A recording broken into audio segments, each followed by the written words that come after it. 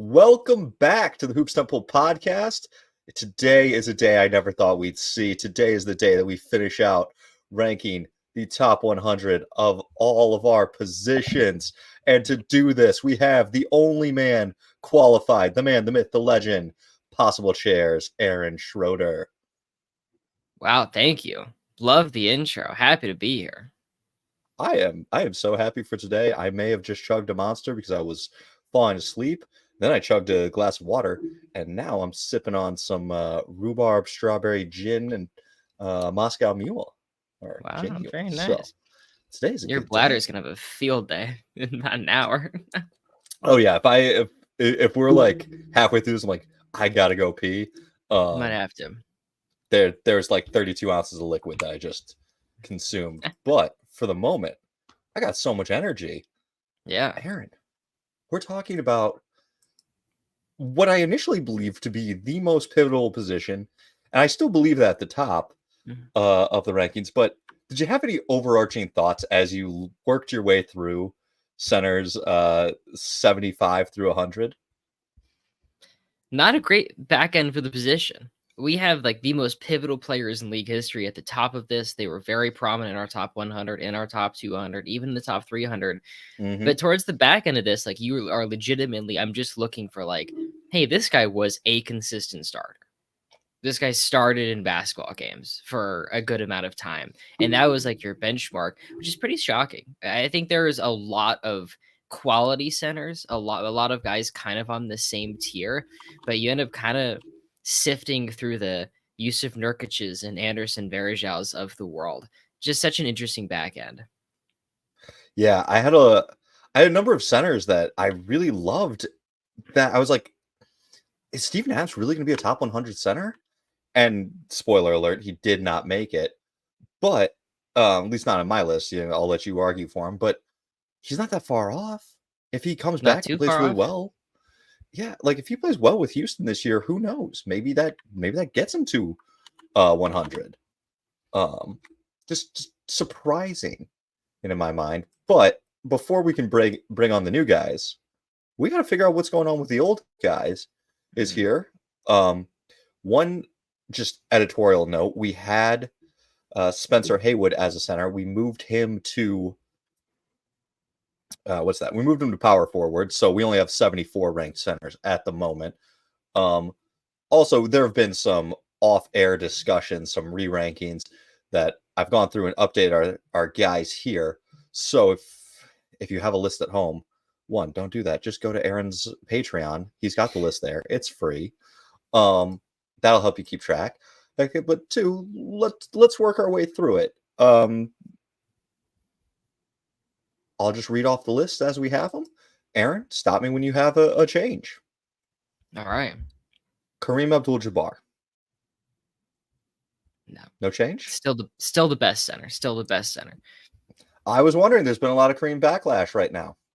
Bill Russell. I still feel so strongly about that. And I just want to note on Kareem. Like Kareem is the best player in basketball for 10 years. He's in far away most of those seasons. He is so unbelievably good. And then on top of that, has his 80s run where he wins 5 championships and has a finals MVP and is the second best center from that era. It's a whole other thing. It's 2 amazing careers in one. I don't think it's particularly close, honestly. I think there's a pretty big gap. Does he get 2 finals MVPs in the 80s? Nah, just the one. He gets he only has 2 in total, 71 and 86, which is almost certainly the biggest distance between finals MVPs for a career. Does Magic have 3 then? Magic has 80, 85, and 87. Okay. I was thinking, so I know James Worthy snags one of them. I figured it was 87 or 88. Yeah, Kareem does only have 2 finals MVPs. Yeah, but okay. I think that's fine. I mean, he's in 1980, he's probably the best player, but I think it just kind of Magic had the big game, the biggest moment, and wins finals MVP. Like, that doesn't really change much for me. Sure. All right. After Kareem, we have Bill Russell, Tim Duncan, Shaquille O'Neal, Wilt Chamberlain, Hakeem Olajuwon, George Mikan, a man not normally this high on lists. we're probably the highest I've ever seen you guys on George Mikan. Do you want to just speak to that real quickly?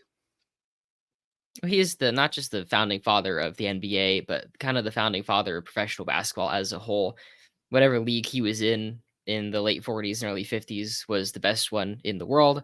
He is the best player in basketball from 1947 to like 1954, wins Hmm. 7 championships in 8 years. It's just if he went no air attacks, just purely the best basketball player, he should be like in the top 10. I think we're accounting for things pretty well, given it was a long time ago, given it's in the segregation era. But the amount of the 3 seconds in the key, the goaltending rules, the shot clock, what we know today as modern basketball comes from the way Mikan played and the way that he dominated. I had a friend message me over the weekend a list of the most influential basketball players of all time, and it was a terrible list. I mean, it's not terrible. These guys are very influential, but it's like Jordan, Kobe, Mm, LeBron, Curry, Iverson, and I was like, one, I think you got to have Oscar up there for what he did with the players union, but two, I think the case for Mikan has to be very strong in that. And there's a reason why I'm doing this because we are going to talk a lot of early NBA guys today. Um, mhm, there were so many leagues. There was you've got the NBL, who was kind of the premier league during in World War II. You have the ABL, which was an older, even more established league that started to die off. You had the BAA, which eventually becomes the NBA when it merges. You've got a lot of smaller leagues. You've got the World Professional Basketball Tournament, where the Barnstormers would take on these league teams. And when Mikan shows up, Mikan is such a dominant force that all of that kind of gets ended. All that gets wrapped up and just becomes the NBA.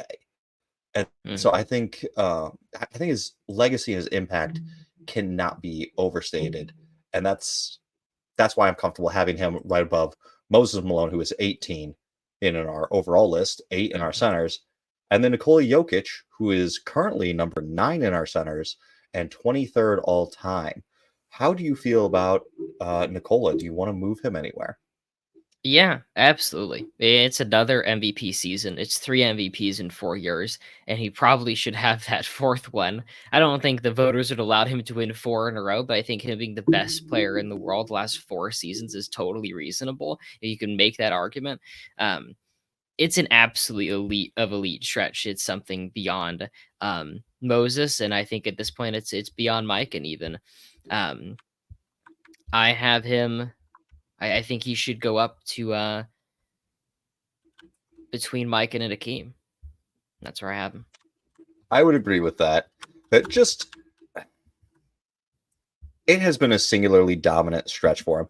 And I know we do say this coming off of a kind of rough playoffs, but it's not like it was that rough of a playoffs for him. It was a rough playoffs for the Nuggets. It's as a whole, with injuries to KCP, with Jamal Murray not really showing up. Jokic still played fantastic, and they ran up against a team that was singularly built to stop him with the dual bigs, one to take away his post play and another to take away his passing to the rim. It was just a uniquely constructed team, and it still didn't even work to really stop him. It does stop the Nuggets, but I like the idea of moving him up into that top 15 in area. I feel like he's starting to separate himself from Giannis, and Mhm. that might just be a little bit harsh to Giannis, who did not have a particularly great playoffs due to injury. But Keeps getting being hurt. there and playing, yeah, that matters. That really does. Like No, right now, it does. Jokic in the Matrix wise, 30th in awards, 8th in peak, 5th in playoff performances, 128th in career longevity. That's the one thing holding him back. And Giannis is also, just struggling with the longevity. They haven't played the 15 something years. Um, but playing basketball games really does matter, especially to get to the tippy top of the list. Yeah, absolutely. I think Giannis has been a top 3 player in basketball for a while now. Like and I think this season you can make the argument again, and I think Jokic is 1. And there's a pretty big gap between Hmm. 1 and the next guy. And I also think just being 1 is insanely valuable. But you nailed that with the playoffs where the Nuggets struggled. That he averaged 29, 11, and 8. Like we're at that point with Jokic where you can't stop that. Like, he's gonna get that crazy stat line each time. They lost because Jamal Murray averaged 18 points on 40% shooting. Because Michael Porter Jr. 10 points on 37% shooting. The Wolves matched up well. They took away the rest of his weapons, but you're at that point where he is that kind of talent. You simply can't take him away. Mm-hmm. All right. So if we reshuffle, Jokic 7, Mikan 8, Malone 9. We now have Patrick Ewing at 10, David Robinson 11, Dave Cowens 12, Willis Reed, Dwight Howard, Joel Embiid. Embiid is sitting at 15th on our centers ranking, 59th overall. I can't get messed up. 1 second. Do you have him behind someone else? 1 second. 1 second. I did go back through our texts and other movements to try to re-solidify these guys, because we talk about this frequently throughout the course of the regular season, the offseason. We've moved Embiid around. We moved Bob McAdoo, Artis Gilmore, Bill Walton. So this whole area did get a little bit. It's a little show. I think I realized my the error is we have Cowens then Reed, right? Cowens, Reed, Dwight. Yeah, okay. Cowens, Reed. I don't know why I had a Reed, Cowens, then Dwight, but my top 300 lines of what we have. The Embiid piece is interesting. You're just waiting for him to put it together. Yeah. To get over Dwight Howard, to get over these guys, because he's way better than them, right? But at some point you have to be on the floor and play better. Like the Joel Embiid idea is the most unguardable player we've ever seen, and he looked like it at times this season. But you play another season where he's injured in the playoffs, he's having these issues, he plays half a season, and they lose. And that's just where we're at with him at this point. I don't know when this will post, but in real lifetime, Dylan and I got on the pod like 4 or 5 days ago, and I said I really just didn't care about any of Philadelphia's moves. The last 3 years, they've been a contender if Embiid has been healthy. And this next year, they'll be a contender if Embiid is healthy. Getting Paul George is a great pickup. It's a nice piece. They've seemed to have surrounded them with decent depth, although the power forward position is a bit lacking. But it all just depends on, will Embiid be healthy? And if he is, they're a contender. And if he's not, the other moves don't matter. And, Dwight at least got his team to the finals and had a couple other really good playoff pushes. Yeah. He was healthy, was consistent. He, like Dwight Howard, like he had back issues. It got bad towards the end. His injuries cut his prime short, but he still has like what's like 05, basically 05 to 2011, where he's one of the premier players in the league and healthy. Embiid is number 1 on the one ring will change it all list. 2011 Dirk or 2023 Jokic. I had seen one of my all-time. I think we were doing it still. I think it was still us, where I had Jokic at like 50 something, like 53rd. It was 2022. And as someone had commented, like, that's insane. Like, he was just won 2 MVPs, but like at the time, he had just gotten like pieced up by the Warriors. And his defense was so bad. You can't win a title with this guy. Like, he needs to fix his defense. And then the next season, you win the championship, all is forgiven. Welcome to the top 30. Like, none of that matters. Clearly, we were wrong. He's the best player in basketball. Embiid can make that leap. Or if he can put it together, even just a finals run, we can look at someone like, hey, this guy's better than Patrick Ewing was. Like, we can have that conversation soon. Like, absolutely. He just needs to show us something in the playoffs. He just needs to have a healthy playoff run. And I think the rest will come. Notably, the NBA did their top 76 at 75. Jokic is left off that list. Jokic does not make the NBA 75 at 75. Yeah. That's ridiculous. They put Shaq on at 50. Should. Yeah. And then Jokic wins the title that, 9 months later, and he's top 30. I think that could happen with Embiid, that fast of a change. Sure. All right. So we're cruising. We're not making too many changes Yeah, just yet. We got Bob I don't have much McAdoo. for a little bit. Okay, then I'll just ring or We're I'll just getting there. read. We're getting there. I have changes starting Uh, at 19. Yeah, okay. Bob McAdoo, Artis Gilmore, Bill Walton, number 19. Oh, this still has Spencer Haywood but in it. So number get him out of 19 here. is Robert Parrish. Is that true? Yeah. If you took out oh sorry, number 19 is Mel Daniels. There you go. There we go. Number 19 is Bill Daniels, and I think we need to start shuffling guys. Bill Walton was better than Artis Gilmore ever was, and it hurts me. Like I feel like it's wrong that we have Gilmore ahead of him, but Gilmore was so consistent, so healthy, played forever, 10-time All-Star. I can't get there. I think this next group I actually reshuffled in its entirety. So that as it stands, it's Mel Daniels, Robert Parrish, Neil Johnston, Dan Issel, Nate Thurmond, Wes Unseld, Alonzo Mourning, and Bob Lanier. And I took all Okay. that and I moved it all around. Would you like to hear the new order?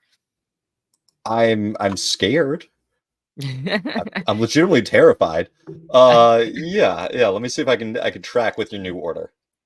I think with this, it's a lot of there's a couple 70s guys, and I think initially we got all of that wrong. The order of who was better than who. Because they played kind of similar at the same time. Okay. I have Robert Parrish, Neil Johnston, still back to back. Then Nate Thurmond, Alonzo Mourning, Dan Issel, Wes Unseld, Bob Lanier, and then Mel Daniels. You drop Mel Daniels all the way down to dead last of this group. I think that feels right. Right above him is Lanier. They play at basically the same time, and I have no doubt in my mind that Lanier was better. Daniels is really good, and he wins 2 ABA MVPs and 3 ABA championships. Mm-hmm. But it's so early ABA stuff, and and Lanier is playing at the same time and is one of the best centers in the NBA. And that league was much better at the time. And you look at Daniels, he gets older, but the decline is by 1974, and he's 29. Like he should be in his prime. I don't want to hear issues about that. He's 15 points and he's 12 boards a night. At the same time, Lanier is one of the best players in the NBA. Let me pull that up really quickly. Lanier in 74 is third in MVP voting. Post-merger 78, he is, or post-merger 77, he is fourth in MVP voting. So he's still incredibly good post-merger. I think you're being a bit harsh on Mel. I really looking at like. Go ahead. I'll let you talk. I apologize. Well, so the thing with Mel Daniels is one, Mel got in a crap ton of fights. That does age your body if you are physically taking swings and fighting. We do see a lot of 70s guys drop off, and it's like, what happened to him? Oh, well, he fractured his face by getting punched. Fractured his face, yeah, sure. 2, yes, he is really good early ABA. We're talking third in MVP, first in MVP, third in MVP, first in MVP over those first 4 years. Mm-hmm. That's exactly what I want. That is exactly what I want. Some of the other names that he's in there with are Rick Barry, Connie Hawkins, Billy Cunningham, like guys who we don't question quite as much. I do know we moved back Connie Hawkins, but it's not like he goes in there and he's struggling or he's like the 10th best guy. He's the best guy, arguably, over those first 4 years in the ABA. And that, to me, that makes it a little bit hard to say, like, all right, we're going to drop him because of the weakness of the era. Mm-hmm. I think if he had gone to the NBA, we would have seen a very similar, maybe not quite as high. I also do just want to keep track because we still have not Roger Brown. Who am I thinking of? Who is their power forward? George McGinnis. We still have George McGinnis relatively high. And I think Mel needs to, on a larger scale, be above where we end up with George McGinnis. Is when we're done with all these Possibly. moves. I'm not sure if that it has to be true because McGinnis is MVP in 75 and then goes to the NBA in 76 in his first team All NBA, top 5 in MVP voting, second team All NBA post merger, like has an ABA career and an NBA career. Plus for like the 73 Pacers, like the best player on that team is McGinnis. Like George McGinnis is the best player on that Pacers team. And so I don't think that's crazy at all. I can understand Daniels being a little bit higher. Let me try to piece this together really quick because this is really all the only changes I had, and so I'm not in a rush. We had Daniels at 71, and then where did McGinnis fall to? McGinnis is he's 69, but I don't think we can have that large of a gap. I'm fine with McGinnis being higher. I have some qualms with Parrish being the best of this group. Parrish is good for so long, but Parrish is also. It's very hard for me to say Parrish at Parrish's peak. Like at their peaks, Parrish is the worst of the guys that you've mentioned here, going from Mel Daniels down to all the way down to Bob Lanier. I'm totally down to move him down. He does have the most games played ever after the age of 30. He has some of the best. I had him third. I had him. That's what this is. This is the longevity list coming into play. No, well, I didn't have any issues with our initial ranking with those guys, and it's really just like, all right, let's try to get the 70s thing right. I'd be down to have just a quick note. Alonzo Mourning. I feel like looking at him, he is playing in an era with his prime crosses right over with the best years of Ewing, of Shaq, of Akeem, of David Robinson. He gets absolutely like just brutalized with those All NBA positions. But he is a legitimate like 20 and 10 star with amazing rim protection that the Heat and the Hornets build good teams around. He's second in MVP voting in 99. He's third in 2000. You see him have those injuries afterwards, but you still have this stretch from 93 to 2000 where he's 21, 10 to 3 blocks on 53% shooting. I look at Wes Unseld and I see like a nice complementary piece. And I look at Alonzo Mourning and I see a legitimate like superstar in the league at times.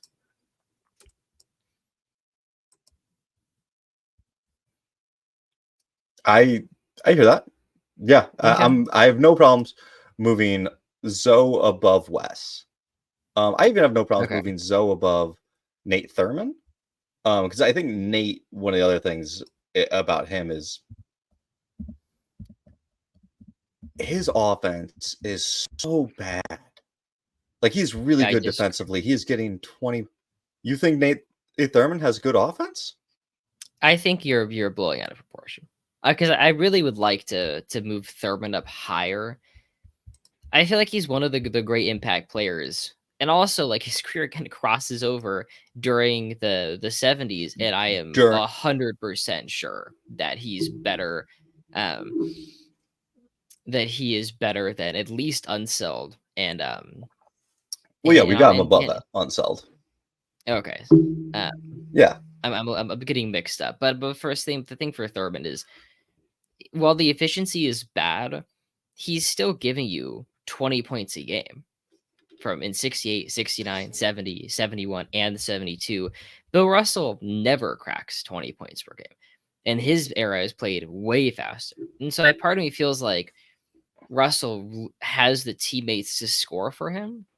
And that's why the Celtics work so well. I don't think Thurmond really has that, right? Thurmond really is like the second scorer on these Warriors teams. And whether he should be that or not isn't really up to him. He's still giving you 20 a night. He's a better free throw shooter than Russell or Chamberlain was. He didn't have that hole in his game. And also the assist numbers were pretty good.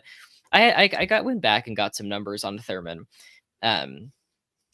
His injuries, while you can say him missing games is an issue, you get a pretty good look on, hey, like, was he helping his team win basketball games? Like, did they notice when he was gone? And the answer is yeah. Sure.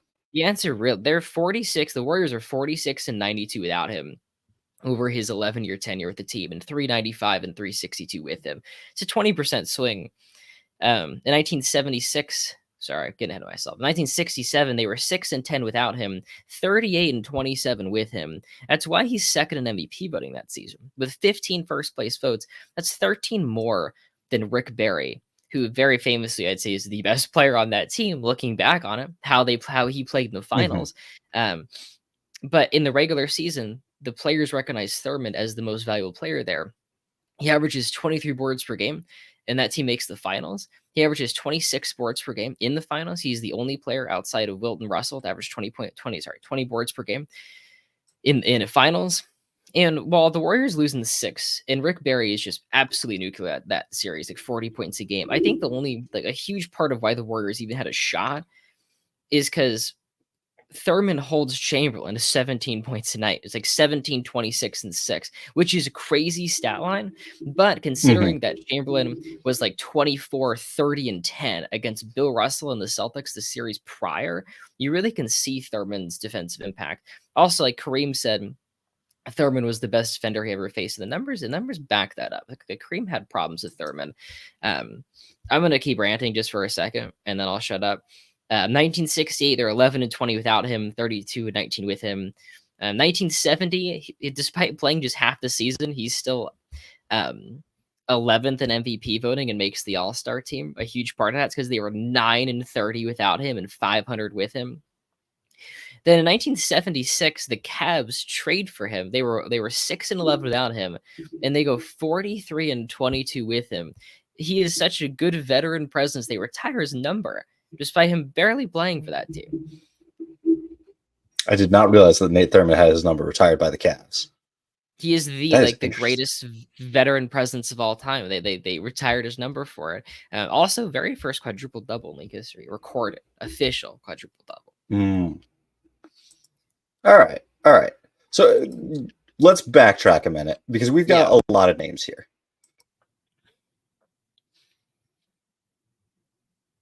Mel Daniels, Robert Parrish, Neil Johnston, Dan Issel, Nate Thurman, Wes Unseld, Alonzo Mourning. Who did you want number one out of that group?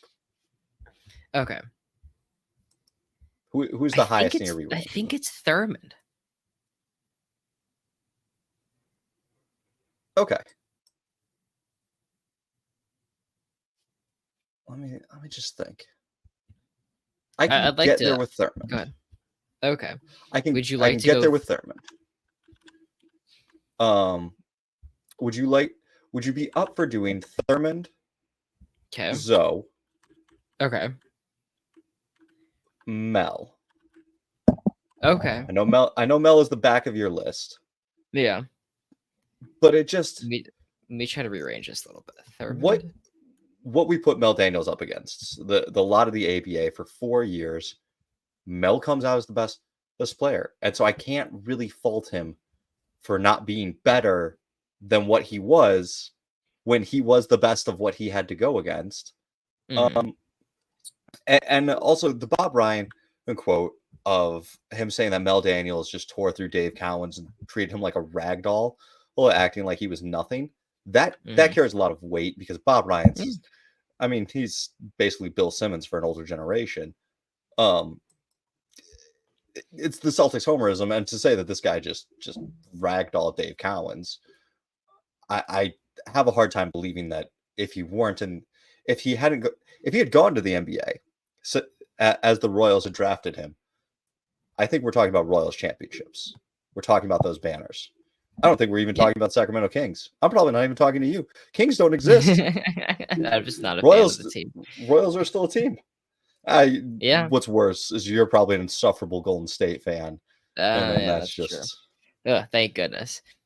Okay, so we're at Thurmond, Mourning, Daniels.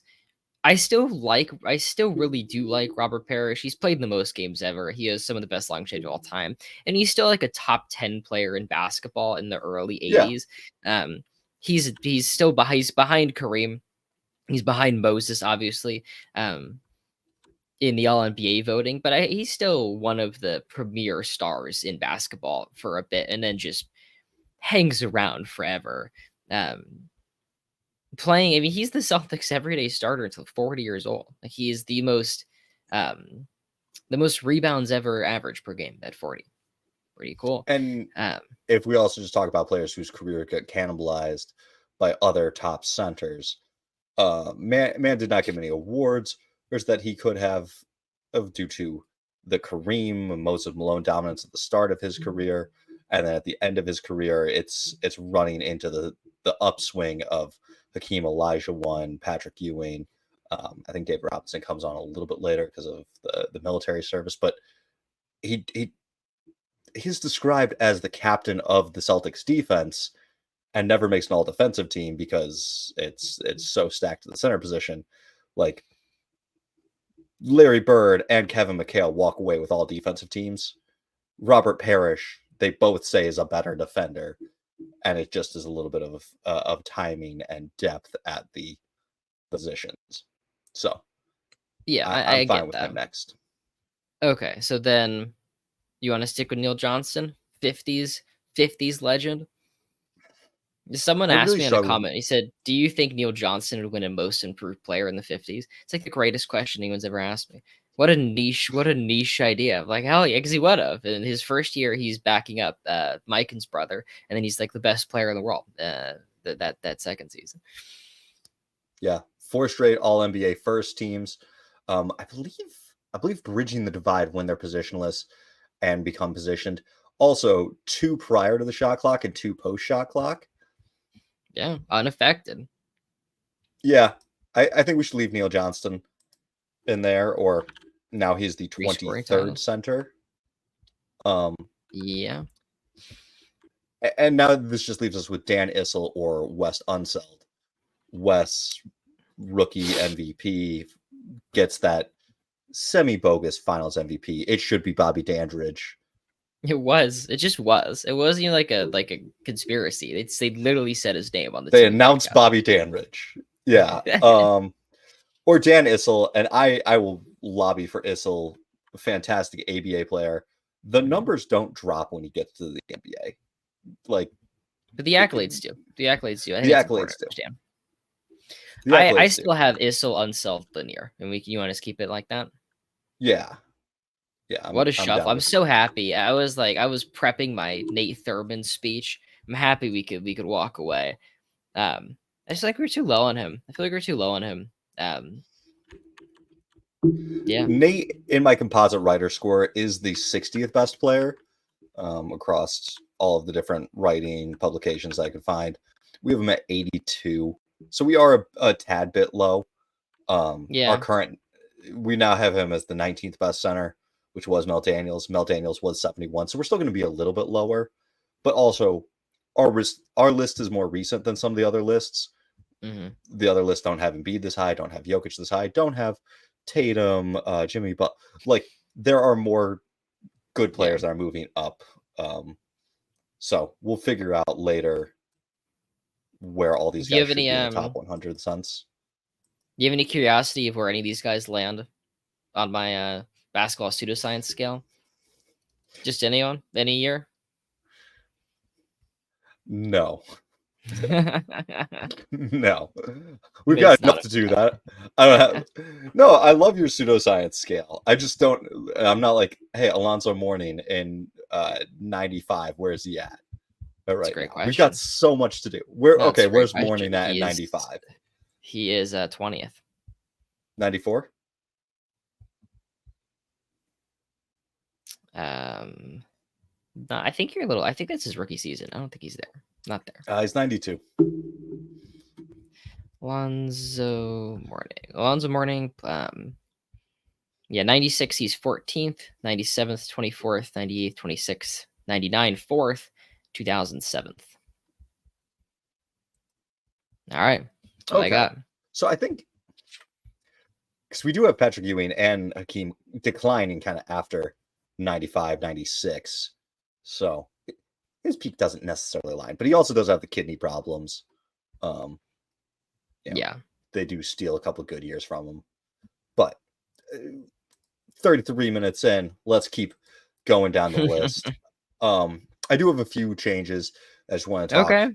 Let's go. But All right. So now at 27, actually, let me just read what we did here. At 19, we have Nate Thurmond. Morning at 20, Mel Daniels 21, Robert Parrish 22, Neil Johnston, Dan Issel, Wes Unseld. Bob Lanier actually does not move. He's still 26.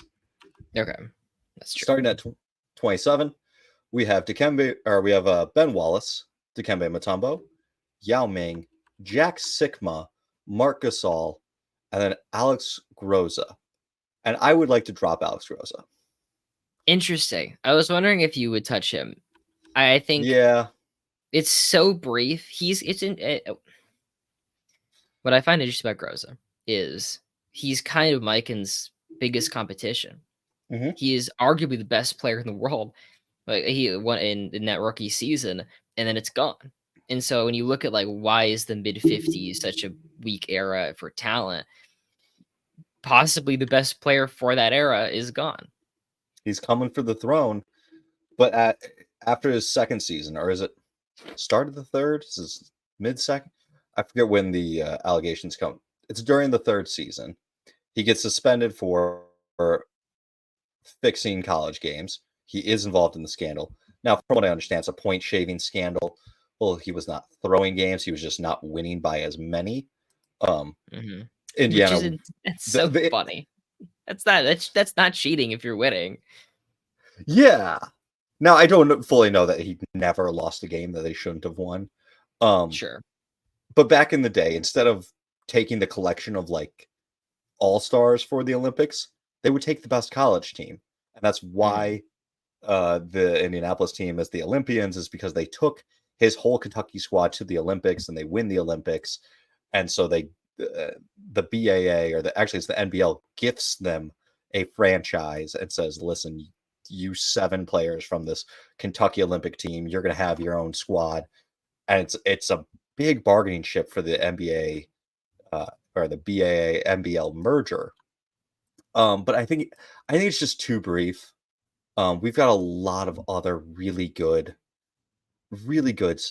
centers here who maybe they don't peak quite as high as the second best player in the league, but they play for 10, 15 years and have wide ranging impacts. And Groza doesn't even impact the league that much. Like if you look at playoffs, he just doesn't have that forceful of an impact. So I would be cool dropping him all the way down to below Ed McCully and like right above Arnie Rison. Wow. Okay. Yeah. No, I'm into that. I think I like that we have him, and I think having him is enough. We are the only people on God's green earth ever to rank Alex Groza in anything. Find me one other list with his name on. I fucking dare you. On my pseudoscience scale, he was second in 1951. That was the first season that I have enough stats where I felt comfortable doing that. But yeah, so brief and really long time ago. But I'm glad we have him. But I think that's right. By the power of Control F, I have searched the Slam Basketball top 500. He is not in the Slam Basketball's top 500. Right? And he should be. See, we have created God's greatest basketball list. Also, you're welcome, God. As we speak, 7/20/2024, 12:44 p.m. Pacific time, the USA is losing to South Sudan by 5. God damn it. Oh my goodness. 15-point lead for South Sudan. Just got another update. I don't know why this is they're taking advantage of a hot 3-point shooting and are keeping up with the boards. Okay. Yeah, I was gonna make a joke like, what are we doing? Are we playing Tyrese Halliburton? But even like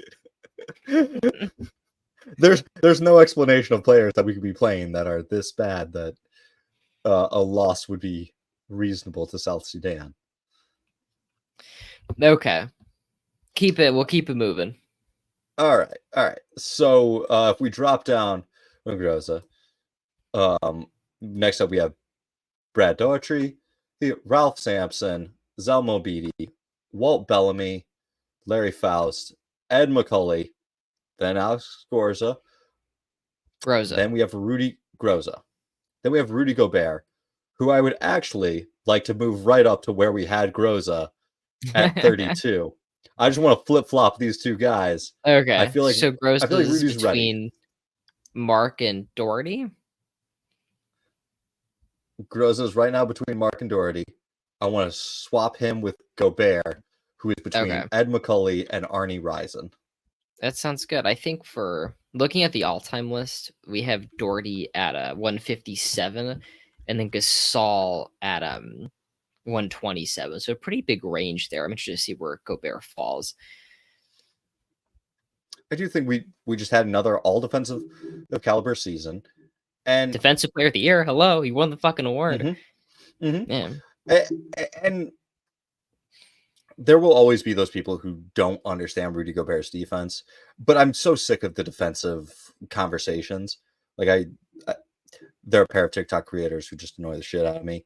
And one of them was like, perimeter defense doesn't matter. The only thing that matters is rim protection. The other one's like, no, perimeter defense matters all this much. And it's like, you're both pretty. It's both okay. You know, rim protection does matter so much more than perimeter defense, but you do still see perimeter defense making huge impacts. There's a reason why Chicago with Nikola Vucevic was a top 5 defensive team one year.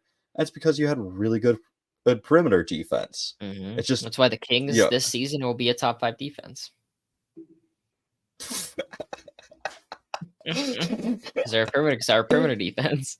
Great point. I'm glad you brought that up. Did you guys get Alex Caruso and Lonzo Ball? Can Lonzo Ball play? We have Keon Ellis. We have Keegan Murray. We got rid of the worst perimeter defender in the league, Harrison Barnes. Aaron, answer me this. Top 10 minimum. Aaron, answer me this. Yeah. Who is a better defensive player? De'Aaron Fox. Actually, no. I'm not going to be that mean to De'Aaron Fox. Oh, league leader in steals? DeMar DeRozan or Lonzo Ball in a wheelchair? DeMar DeRozan is, if anything, average defensively, and Harrison Barnes was a negative. I think will be top 10 minimum. You guys will eat your words. You laughed at me when I said Sabonis was a good player 2 years ago. You ate those words. You're gonna come back. No, you wanted to say Andrew fucking Wiggins was better than him, and you only put him above him because I cut out because my internet failed me, and you sabotaged him. I tried to save you guys from internet embarrassment, and you put Sabonis as a 50th best player. Okay. We'll get to Sabonis in a few minutes. But you're cool with the move him. You're cool with the flip flops. Yeah, I like the flip flop. Okay. As we scroll down a little bit, I've got a few more moves that I'd like to make. So we have Arnie Rison, Bill Laimbeer, and then NBA motherfucking champion Al Horford is 42 right now. I know that's his jersey number, so there's some symbolism to keeping him as the 42nd best center. But I would actually like to slide him up. I'm interested in between Larry Faust and Ed McCully, but I could be talked around. I know it's not much, but the man came through. Porzingis went down with an injury. Yeah. And Horford showed up. Horford defended. Horford kept the Celtics afloat. I think that's valuable. I think that's worth something. It's worth something. Where did you suggest him to go? Faust and McCully? Yeah. So right now on our overall ranking, he's 189. I just want to get him up into the top 175. Well, I just don't shuffle everyone around. I just don't think he's done enough. I don't think that was enough for me to say like, oh, like this should change something. Like he was a pretty good center. Okay. I'd like to see get him above Bill Laimbeer. He at least needs to get above Bill. We can do that. I don't mind that. Can we also? What's Arnie's case? I haven't looked at me in a hot second. 4-time All-Star, 2-time NBA champion. Don't push. Yeah. Okay. Yeah. Arnie's really fucking good. Yeah, Arnie Rison. And he has a Celtics ring. So 20 Boston and 14 fans. in the 51 playoffs. Okay. Keep it moving. What else do you have? I have no other changes at this point. No other changes at this point. I got another change in 2 guys. Keep it coming. I figured you'd take care of him. Clyde Lovelett is currently our 43rd center. Then we have Bam Adebayo. Any desire to move up Bam? And not particularly. I feel like we got him clocked pretty well. This past season, he was good. Still kind of waiting for the offense to break out.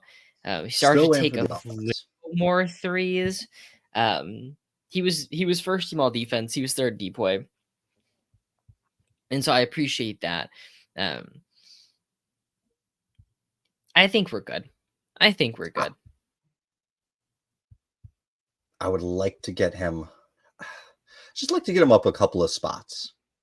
Just think about this. Let me see. Because what he did have is he had all defensive first team season, which now that we've done away with positions, it's kind of hard to cross compare eras. Sure.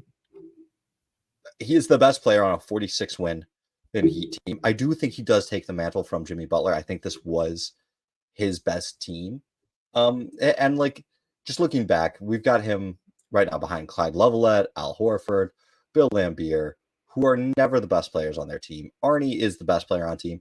I'd like to get him up right behind Arnie. Can we actually get him above Groza and put Arnie above Groza as well? Okay. I'm tracking. Well, you said when I said we were going to tear apart our centers list, yeah, you really meant this. Okay. The center is just such a pivotal position. Bam is behind Arnie and ahead of Groza. Yes. So we drop Groza even farther. Okay. Keep him coming. Keep him moving. All right. I gotta write down what we did. You like to move Domantas Sabonis from 47 down to 76? I would like to move Domantas Sabonis from 47 to above 46, which let me just read the names. Right now we had Bam.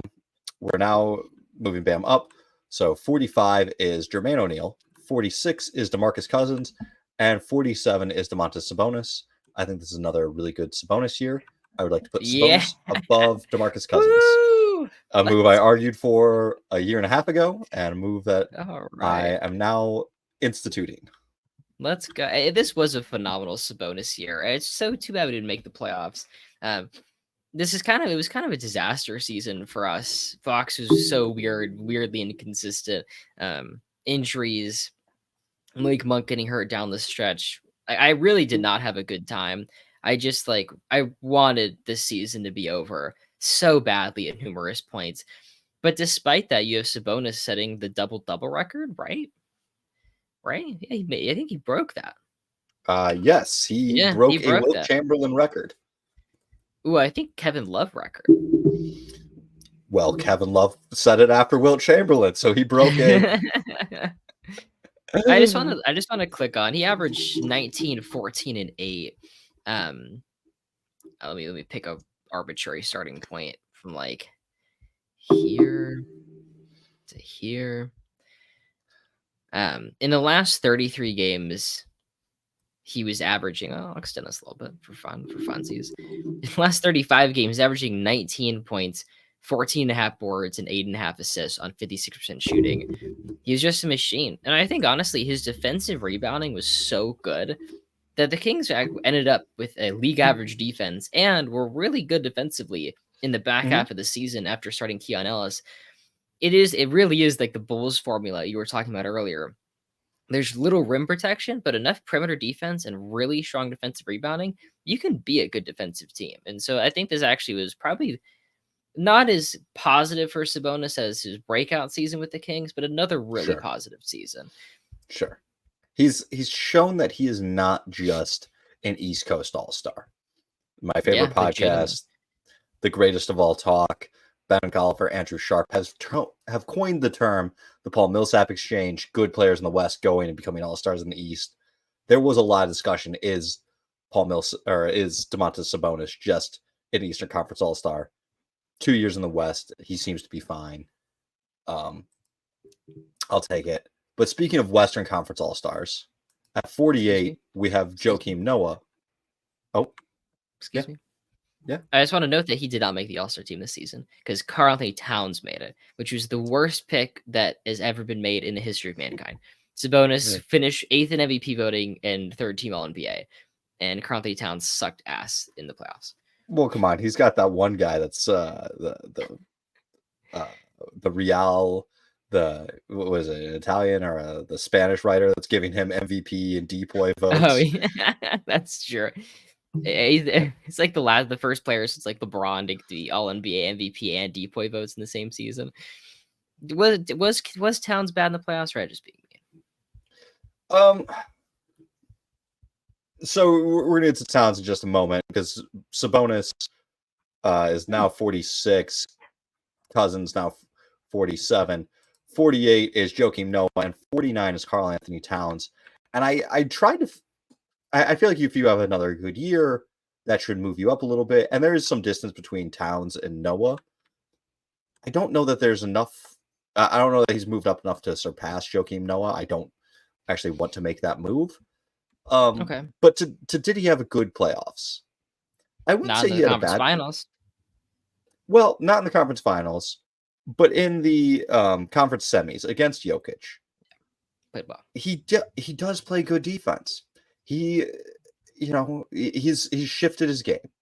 He is not just let me put up shots, Towns. He has developed as a defender, although he does not always get the credit for it. I think we're seeing a better Towns than we've ever seen before, even when the numbers don't say that. I'd be okay with him over Noah, and I really would. I'm not there yet.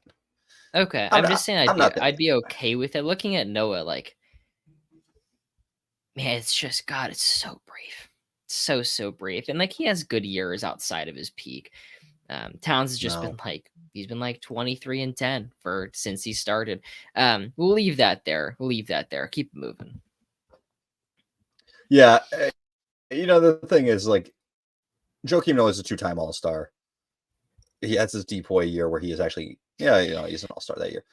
But it's high contributions to winning. Towns is 23-10, but so many of those years are just absolute garbage and on just dog shit Minnesota teams that, like, I need to see a little bit more of this level of play on good teams before I want to move him over Noah. And that could happen, midway through next season. We could look silly. But after Towns, we have a huge drop.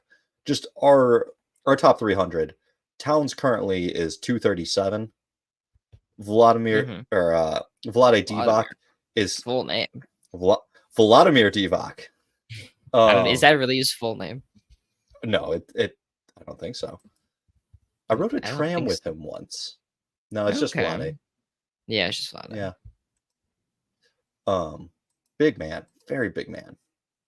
Oh, yeah. I was in Croatia and got off the plane. And they had a little tram to the airport, and like I got on. I'm like, I'm pretty sure that's Vlade Divac. Like that has to be Vlade Divac because like he's just huge. I don't know what he was doing in Croatia. I know he's from the general region, but probably unrecognizable. Unmistakable. Unmistakable. He's gigantic. I saw Peja Stojakovic once. I saw him in the bathroom, and I was still in the stall. And I looked up, and I was like, "That is Peja Stojakovic's head. Like that is the biggest I've ever seen. Like he's like legitimate 6'10". It was very hard to tell that was Vlade Divac because Shaq's nuts weren't like in his face slamming down a dunk. All right, next. If moving it was on. I would 100% know it was Vlade. All right. On. So like there's a 30-person gap here. But once we get to Vlade, we've got Vlade, Alvin Abs, Brook Lopez. I have no desire to move Brook Lopez. This season did not move a needle for me. No. Rick Smits, Bill Pultz. You've been crushing some ABA guys. Do you need to move down, Billy? Actually, we got him right. I think we got him. All right. We weren't too high on him. We were pretty measured. Tyson Chandler, Wayne Embry, DeAndre Jordan. Another season where he touched the basketball. I can't of all the players that from Lob City, but even Jamal Crawford, JJ Redick, Blake Griffin, Chris Paul. If you told me DeAndre Jordan might be the last one standing in the modern era, I thought I would have said you were insane. I still don't know what he's offering Denver. Are we not counting He's JJ not Redick because he's sitting nothing, on the actually bench? nothing now. Actually, he's not on the team anymore, is he? Not yet. They'll Not resign yet. him. They'll He'll be get him. back. Well, I honestly feel bad for Denver. Off season from hell. They getting De'Ron Holmes and he tears his Achilles. The Westbrook signing. I really wish we could talk about this on the podcast. But man, come back next Sunday. Tell your job that they don't need you. I would say upgrade over Reggie Jackson, but just a fucking nightmare. All right, keep moving. Yeah, I did hear a really good point of the Bucks just signed Gary Trent Jr. for the minimum.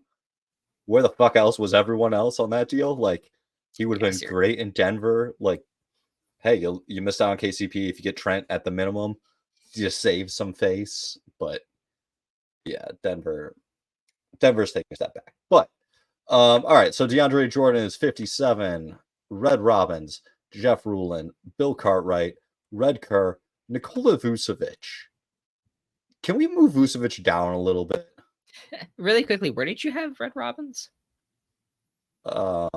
Between who? There's one on Saginaw, and I just don't like the fact that their fans are like these curly fry things. 56 minutes in, answer the question. DeAndre Jordan, Red Robbins, Jeff Rulin. Okay, keep going. Bill Cartwright, Red Kerr, Nikola Vucevic. Can we just drop him down to behind Zydrunas Ilgauskas? I don't know what we were thinking. It's just two guys back, but perfect. Sure. Sorry, Big V. Yeah, Big V behind Big Z. We've got Swin Nader, Zydrunas Ilgauskas, Brad Miller, Al Jefferson, the last great post player the world will ever know, Marcus Camby, Sam Lacey, Caldwell Jones, Andrew Bynum, Andrew Bogut, Michael Thompson, Mehmet Okur, and then now at 74, our last ranked center, we have Arvydas the Papa Sabonis. Hell yeah, man. 2 Sabonis's on this list. That's all I needed. Well, this took a reasonable amount of time. You know, we spent more time re-ranking these centers than I thought. But also, we didn't have any technical issues. We didn't have any glitches. I feel like we haven't had as much lag. Not at all. I am buzzing really nicely right now. I don't know if you saw me pour myself another, but I saw you muted yourself to pour. What are we drinking? We're drinking this strawberry rhubarb gin. Very nice. My neighbors had us over. Lovely elderly gay couple, and they had they were just pouring some gin and tonics, and I love a good strawberry rhubarb pie, and they said they had a strawberry rhubarb gin, and I ran out that day and bought some more of it because it's just tasty. I'm gonna have to get them. We should do for next time we do this, every player we rank, you take a shot and we see how far we get. I did an NBA draft, like a fantasy draft, where each round you took a shot. No, but like that's like 3 of the guys were gone. It was like a 10-person draft, so they were like auto picking, and it just went way too fast. That's funny. Okay, do you want to pause here? Pause recording. Take a 5-minute break. Eat some crackers. Go to the bathroom. Okay. All right. Be right back. All right, you ready to do what we came here to get her done? To rank out 26 more centers since we moved out Spencer Haywood. Yes, sir.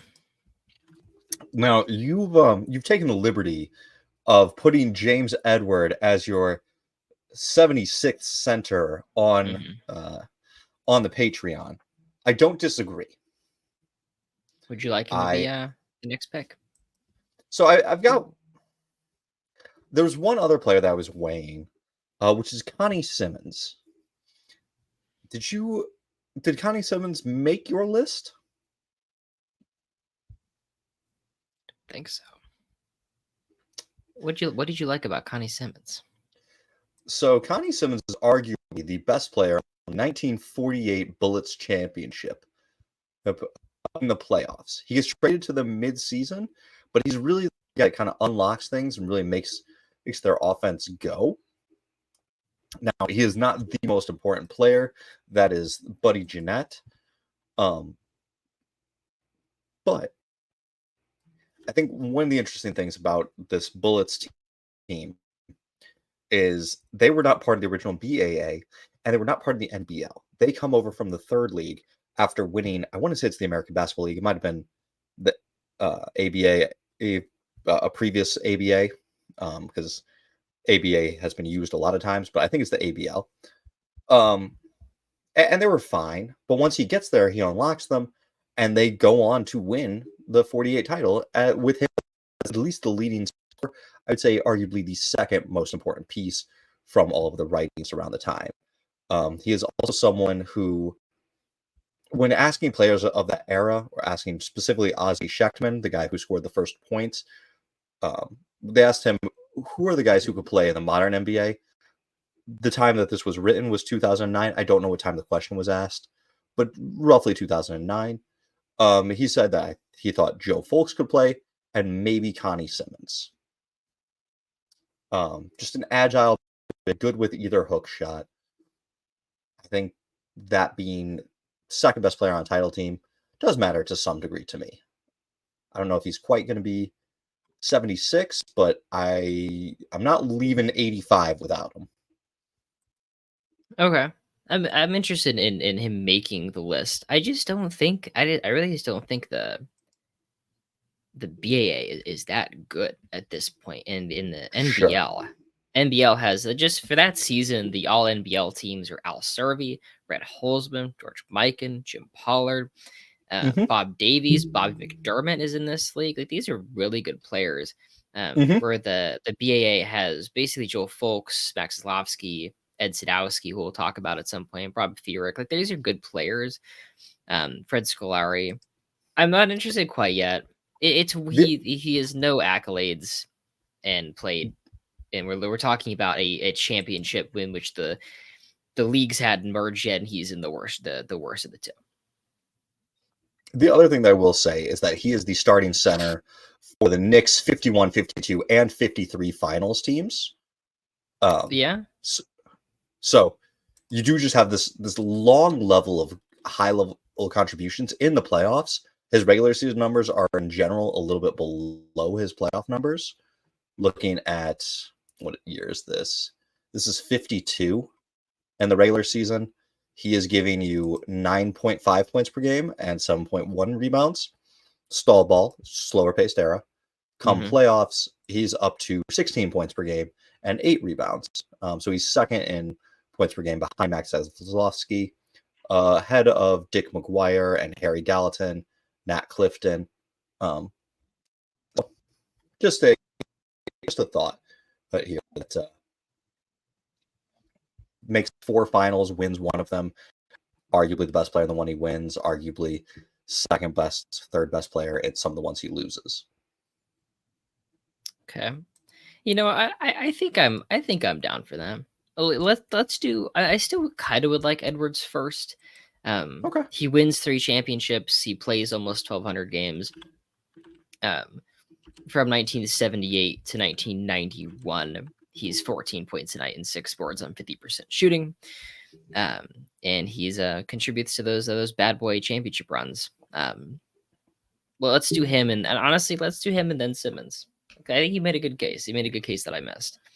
I will also accept I had a top 4 here, which is Simmons, Edwards, Duckworth, and Kristaps. So I will accept him as low as 78, really. Okay. I had Edwards, Kristaps, and then Eaton. Okay. Well, then it sounds like Kristaps is our commonality. I'm fine with him 77. I don't think there's going to be nearly quite as much fighting in this. In one part, the centers do just kind of take a downward turn, where they're not Mhm. quite as impactful. Um, it's a lot of really lovable players. There are a lot of guys I like in this range, but Oh, sure. I think it's a little bit harder to really fight for effort. Do you want to say some nice words about Kristaps? Yeah, I have 2 Kristaps quotes. Paul Pierce said in 2023 with this season, I think for him, the beauty about him is he doesn't have to be the best player. Just his presence alone on defense and his Mm-hmm. height and his athleticism to block shots, his shooting ability, that's a presence that makes the offense unlock even more. I know he's not going to be fully 100% healthy, but his presence is everything to lock that offense and defense. And in 2017, Kevin Durant said he can shoot, he can make the right plays, he can defend. He's a 7-footer that can shoot all the way out to the 3-point line. That's rare and block shots. That's like a unicorn in this league. And I mean, think about Kristaps, like such a good player now. The ACL injury was brutal. It took him a couple years to adjust his game Absolutely. from freakish athlete and really skinny to like the biggest dude on the court. Because for a little bit, like in Dallas, it just felt awkward. Like he was built like he is now, but trying to play like his New York days. And I feel like now he's really embraced the player that he is. I remember doing this podcast years ago. We did a top 24 under 24. And it was when Kristaps was out with the ACL injury, and we still had him in the top 5 there because that was the perceived notion of Kristaps, was that he was going to be, I mean, hell, the year before he's 23 points per game, 2.5 blocks per game, 40% from 3. A big man who could stretch the floor and still defend the paint. And it's taken him a while. He's kind of figured out where he needs to be, but he is still a very good shooter and a very good rim protector. And had he not gotten hurt in the, he'd be significantly higher. I think 70 in the injuries is a great spot, and I think he's going to close that distance on Karl Anthony Towns. And by the time their careers finish, I still believe Kristaps will finish higher than Towns. Wow, I love that pick. It's possible. I mean, it looks at health really, because even this Yeah. next season he just had surgery. He's going to miss the start of this year. My next guy was Mark Eaton. I think we've been harsh enough on Eaton for someone that was just such a monster defensively. Listed at 7'4", 275. He won 2 Defensive Player of the Years, 5-time All Defense, 4-time block champ. The record for most blocks per game in a season with 5.6 in 1985. He's one of just 5 guys in the 3,000 block club. He is the highest career block per game average. He is, I mentioned the 5.6 blocks per game in 85. That's 456 blocks. Only one other guy has a 400 block season. Eden has his issues offensively, and I think we have well factored that in being this low in this list already for someone that anchored amazing defenses. The Jazz are really good defensively in the years that Eden is playing, and I think that is much to do with him and the rim protection he brings. He was the best just pure rim protector in basketball during this era. Someone you could just say, hey, he's at the 5, he's going to defend the rim and just will build offense around him. From 84 to 89, two-time All Depot, can't speak. 2-time Defensive Player of the Year, 3-time All Defensive First Team, 2-time All Defensive Second Team. The Jazz in 86 are the 3rd best defense, 87 first, 88 first, 89 first. They're a really good defensive team. I did have behind 2 more guys, so I'm just going to lob them out here and see what you think. First off, we have Kevin Duckworth, who is he's the low post scoring threat of those Blazers title teams. Not title teams, finals teams. Teams in the 90 and 92 season. Now, he does take a downward turn by 92, but 91, he's still very good. He's still a low post presence. And that actually is why they win their one finals game against the Pistons. I think his offensive ability really gave the Blazers another level, another threat other than just let's let Clyde Drexler do what he does. Now, he does have some defensive liability issues. He does have some weight issues.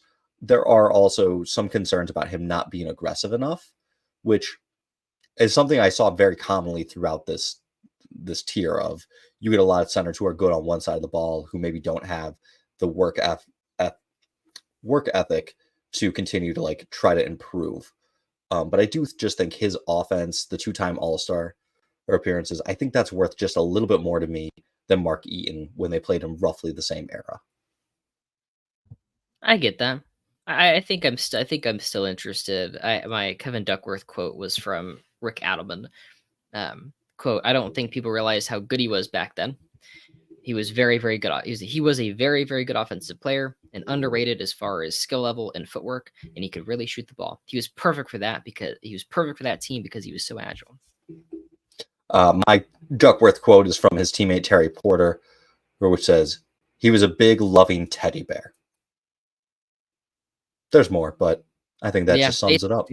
I think it sums it up. I mean, for someone listed at 7'2", 275, good shooter, good post work. I think let's do. Since I've been signed out, why have I been signed out?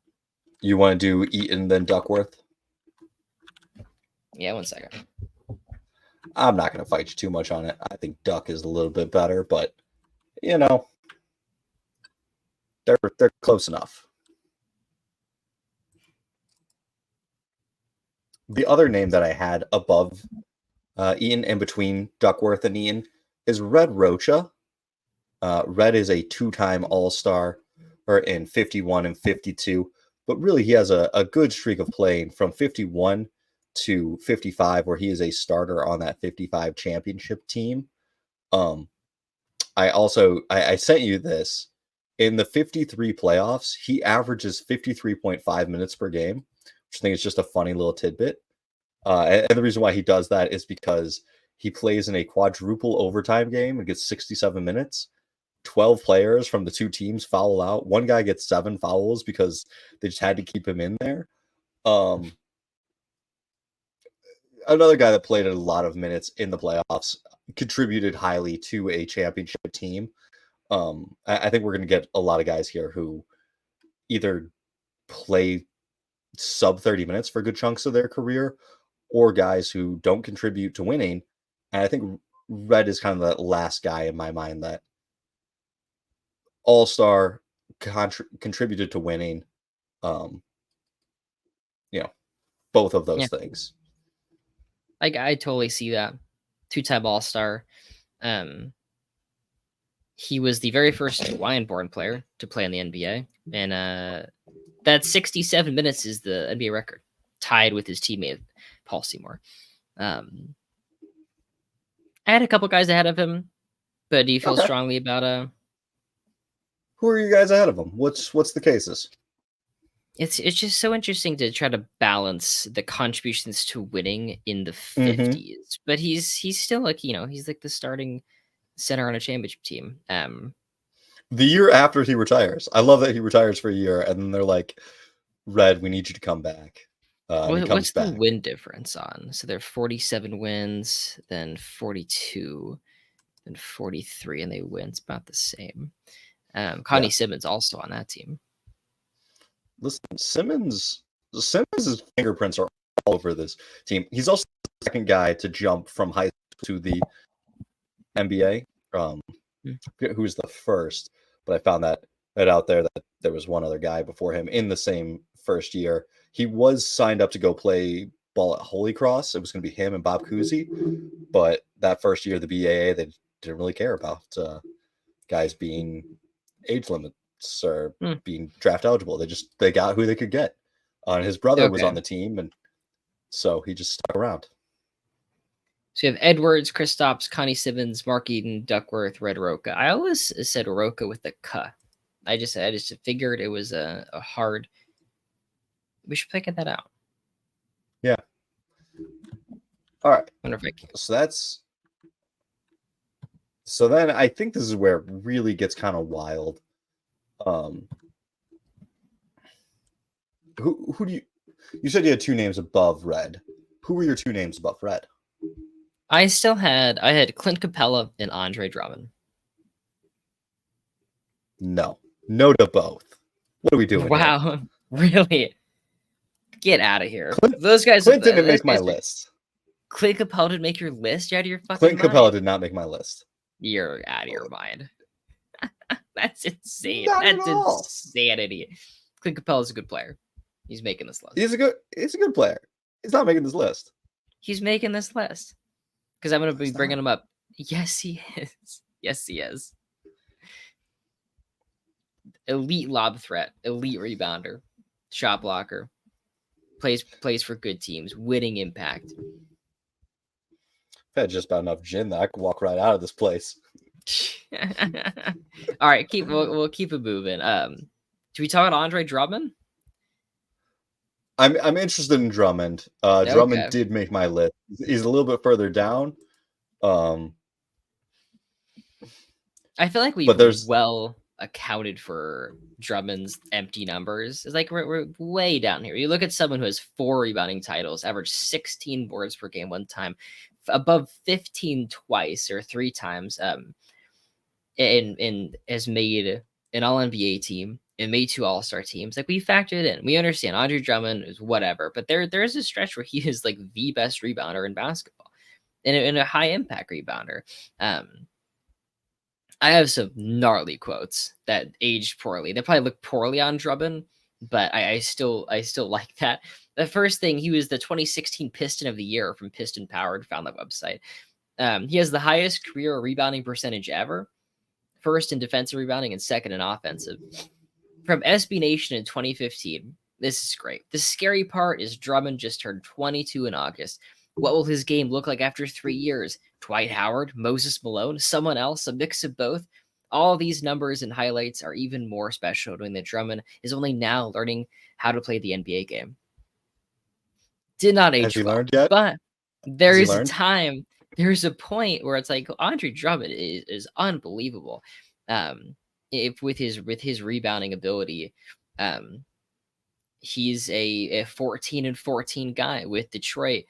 Later on, that article says it was easy to poke fun of Stan Van Gundy when he turned down the eventual champion Warriors 2 summers ago in favor of Detroit. There were many reasons why he did that, but the presence of Drummond is somewhere on that list. Van Gundy couldn't pass up the chance to coach the NBA's next great center. Josh Smith? I always thought they should try Josh Smith at the 5. They could have. Okay. Can I give you 5 names that I would like above Andre Drummond? Sure. One is the guy that you and I have been texting about all day, Ed Sadowski. Yeah. 2 is going to be Bob Rule, who, like Drummond, does not contribute much in the playoffs, but first 3 years and 4 games into his 4th year, averages 22 points per game, 10 rebounds, unstoppable left hook, just really strong level player that was kind of destined to be a star, but then tears his Achilles. He had figured out basketball.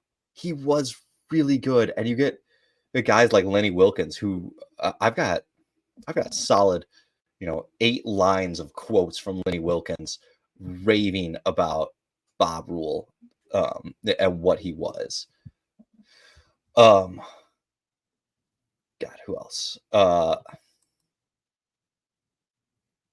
You're gonna hate me for this, but I would rather have DeAndre Ayton. I don't hate you, but I don't hate you for that. I had Ayton pretty soon. Really quickly on Rule. Go ahead. I would also rather have Roy Hibbert and Miles Turner than Andre Drummond. Wow, Roy Hibbert? Roy Hibbert. That's too far. Miles Turner, I understand. Roy is a legitimate defensive player of the year candidate on really good Pacers teams. Now, they do fall apart rather quickly, but if you look at that 2013 playoff run, they go to the Eastern Conference Finals, and he's 17-10 with 2 blocks a game. Like, the man is the game slows down in the playoffs. His impact is able to be felt a lot more. He's also the godfather of the verticality rule. So we've got some lasting impacts. It's a brief career. I did not realize how brief it was until I looked back on this and what he. He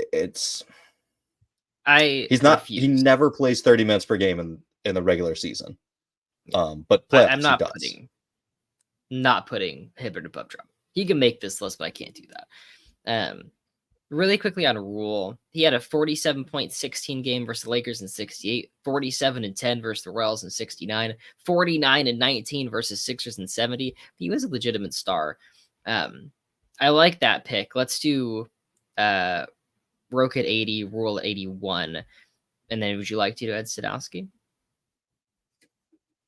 I'm sorry, you were breaking up there a little bit for me. What was the order that you wanted? Roke at 80, Bob Rule at 81, and then Ed Sadowski 82.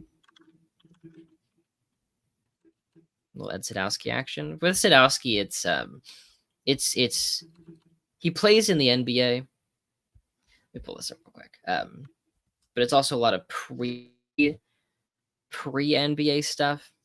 He is 19 of 48 all BAA, so he makes it. Averaging, 19 points per game in 1948 is kind of a ton. It's the third most in the league. 16 and a half and 47 is also the third most in the league. And 49 is averaging 15 a game. It's the seventh most in the league. The quotes I have are from Charlie Rosen. A scowling brute of a man with close-cropped hair and a game face as belligerent as a clenched fist. Big Ed tallied most of his points with a sweeping right-handed hook shot that was virtually unstoppable. For sure, he was virtually immobile and could only shoot with his right hand. The word is that if Sadowski ever had to feed himself with only his left hand, he'd starve to death, which I find very funny. So, prior to Mikan, or even prior to Mikan, Ed Sadowski was considered the best big man basketball had ever seen. Him and McDermott. What's McDermott's first name? Is it Bob? Bobby McDermott. They lead the Pistons to 3 NBL titles during World War II. He's arguably the second best player prior to Mikan. When he comes to the NBA, as a little bit like those guys who had washed out of the NBA and jumped to the ABA in the 70s, like this was his way to extend his career. His NBA career is very weak.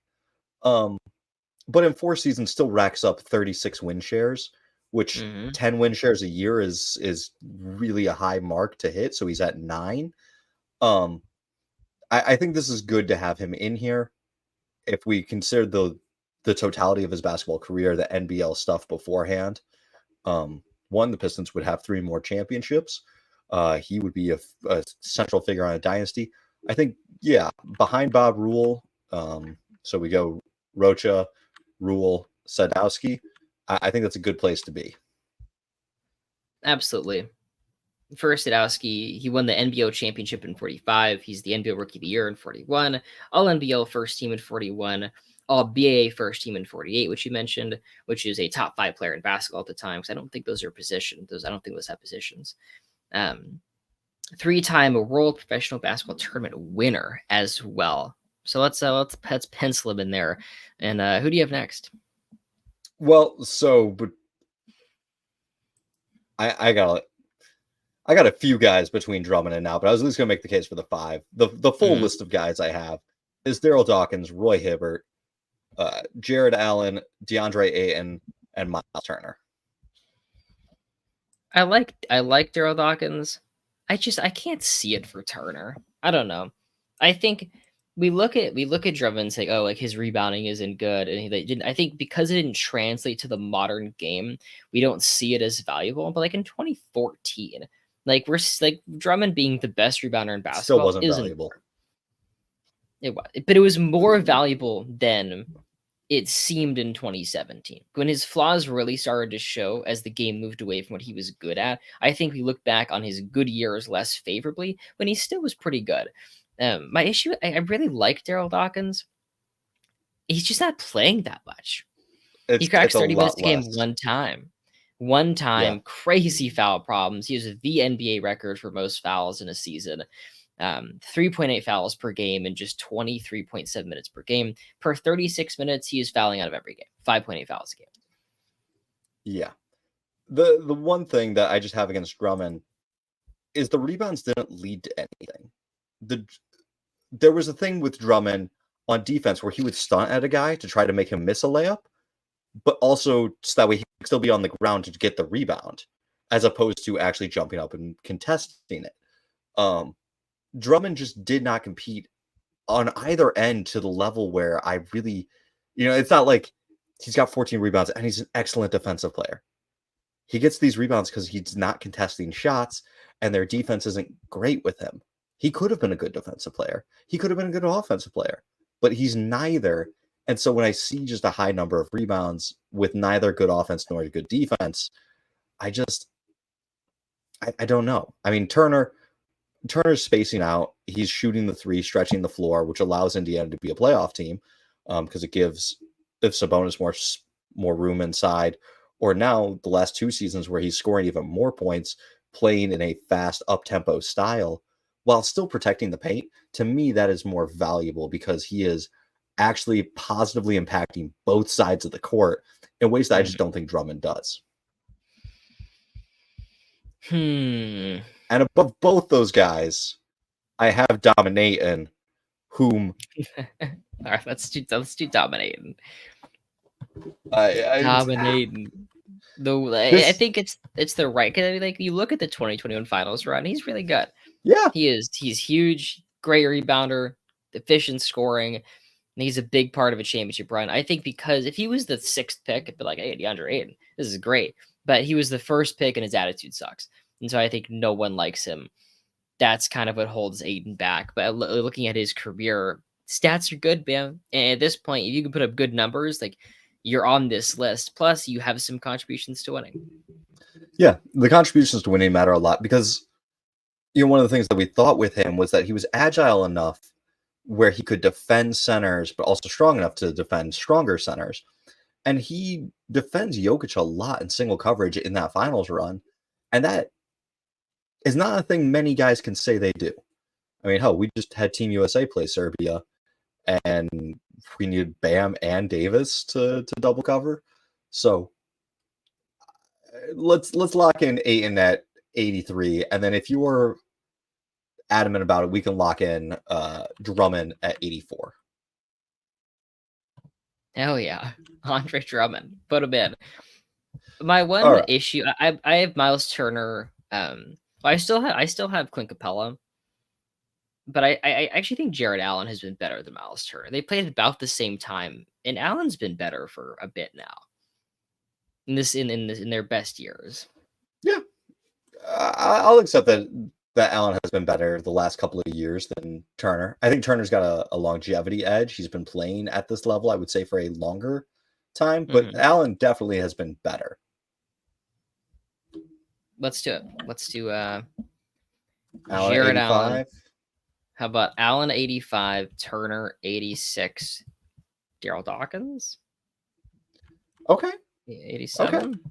The Dawkins part shocked me because I have watched every Magic playoff game multiple times in my life. Just grew up with a family friend. That's what I would do. I've watched that first series, and I don't remember him not playing this much. But Dawkins, and I guess it is because he does play a crap ton in the 88 finals. In the 88 finals, he's 34 minutes a night, 28 points per game. But throughout his career, he only plays 30 minutes per game one season. The rest of the time, he's like 28 minutes per game as a full-time starter, which is barely a full-time starter, but still, the rebound or the fouls really limit him.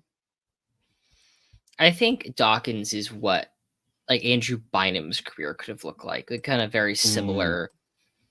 Dawkins comes straight up high school, and it's just throughout his career he's kind of regarded like as kind of a man baby. Like he's so explosive, so athletic, but just kind of uncoordinated in the way that he approached the game. He made for one of like the funniest and best NBA people later on in his career, like just a gentle giant, such a good person. That as a professional basketball player, like I think his teams suffered a little bit just because of that. He still plays in in 23 playoff series and wins 13 of them, averages 20 points and 6 boards in the 80 finals, which at this point, you make the finals and play well. Like, that's really rare. He was once asked, "When is your birthday, Daryl?" He said, "January 11th. What year? Every year." That's my Chalk Thunder quote. Okay. That finals performance really good though. Can we move him up? Oh yeah, yeah, sure. Can we move him above 8? DeAndre Drummond. Yeah, All right, Andre Drummond. Okay, yeah, let's do it. All right. Behind Aiden. Yeah, let's put him above Aiden. Aiden has time to Okay. figure shit out, and if he Yeah. does, he can move up. If he doesn't, then we don't have to drop him as far. All right, who's your next guy? Can I just? Do you have Daryl Dawkins' face or his basketball reference page up? I do. You want Close his nicknames? No, I'm gonna read his nicknames to you. Okay. I'm gonna sneak one fake nickname in. I just want you to guess what the fake name is. All right, I'll try to remember. All right. Chocolate Thunder, Double D, Doc, Dr. Dunk, Sir Slam. This is not a fake one. Zendoken, the Mad Dunker, Dunk You Very Much, Candy Slam, What You Dockin' About, Sweet D, Big Doc, Master of Disaster, Squawkin' Dawkin, Double D Dunk, Sir Dunk, Dunk It, Pure Pleasure, Cool Breeze, Dr. Jam, and Demon of Destiny. Or sorry, Demon of Destin. I'm gonna guess Destin, Florida. I think I don't really remember the What You Dunkin' About. Is that fake? Yeah, that was fake. That was a great call. Thank you. What you talking about? Yeah, I feel like that was a good one to sneak in for sure. I feel like I know Daryl Dawkins and his ridiculous nicknames. I had his great poetry written down, like him naming his dunks. The If You Ain't Groovin', Best Get Movin', Chocolate Thunder, Flyin', Robazine Cryin', Teeth Shakin', Glass Breakin', Rump Roastin', Bun Toastin', Glass Still Flyin', Wham Bam, I Am Jam. Oh, man. All right, who's Robazine? I forget the player's name. It's not Polio. If you bring up Polio. Which one was Polio? Robish? It's like, yeah. So mean to this guy. His name is Polio. Bill Robazine. I'm just saying. If you're dropping players with the handles, Polio is an awesome nickname. Like, yeah, he's giving these people polio. Nickname. Oh my god. No, that's not a good nickname. Okay, next. We have Miles Turner. Last guy we did is Miles Turner at 87. All right. My 3 highest guys at this point are Roy Hibbert, Jonas Valanciunas, and Joe Barry Carroll. Joe barely cares? Joe barely cares. Just barely Carroll? I have him on here, but not quite yet. My guys are Clint Capella, Nene, and then Mike Kaminsky. Mike made my list. The other 2 did not. You didn't have Nene? No. The problem with Nene is that he was good, but he could get pushed around and he didn't have the height or the athleticism to really secure boards. Like that's how the Lakers Nene around. Andrew Bynum and Pau Gasol. His name is 6'11", 250. No one's pushing Nene around. Give me a break. He was one of the strongest players in the league. Go watch the 2009 Western Conference Finals. Man should have been a power forward. He had the strength, but he did not have the combination of strength and athleticism to be where he needed to be when they needed him to be there. He gets taken advantage of a lot. Maybe not pushed around, but you're getting boards over him because of the length. It's interesting because Nene's longevity is really good. He played 17 years. He actually managed to go from the too big era to he could flip his hips and stay with guys in the modern era. This is the quote I found from an article titled "Nene is an elite player" from 2011. Not biased at all. Truly just stating facts. Nene's true shooting percentage is currently 66.5%, which is the second highest true shooting percentage in the league. Nene averages 14.8 points per game. That is an incredible combination of scoring volume and efficiency. Only Charles Barkley, Artis Gilmore, Cedric Maxwell, and Daryl Dawkins have averaged more than 14.5 points on 66.5% or better true shooting over the course of a full season.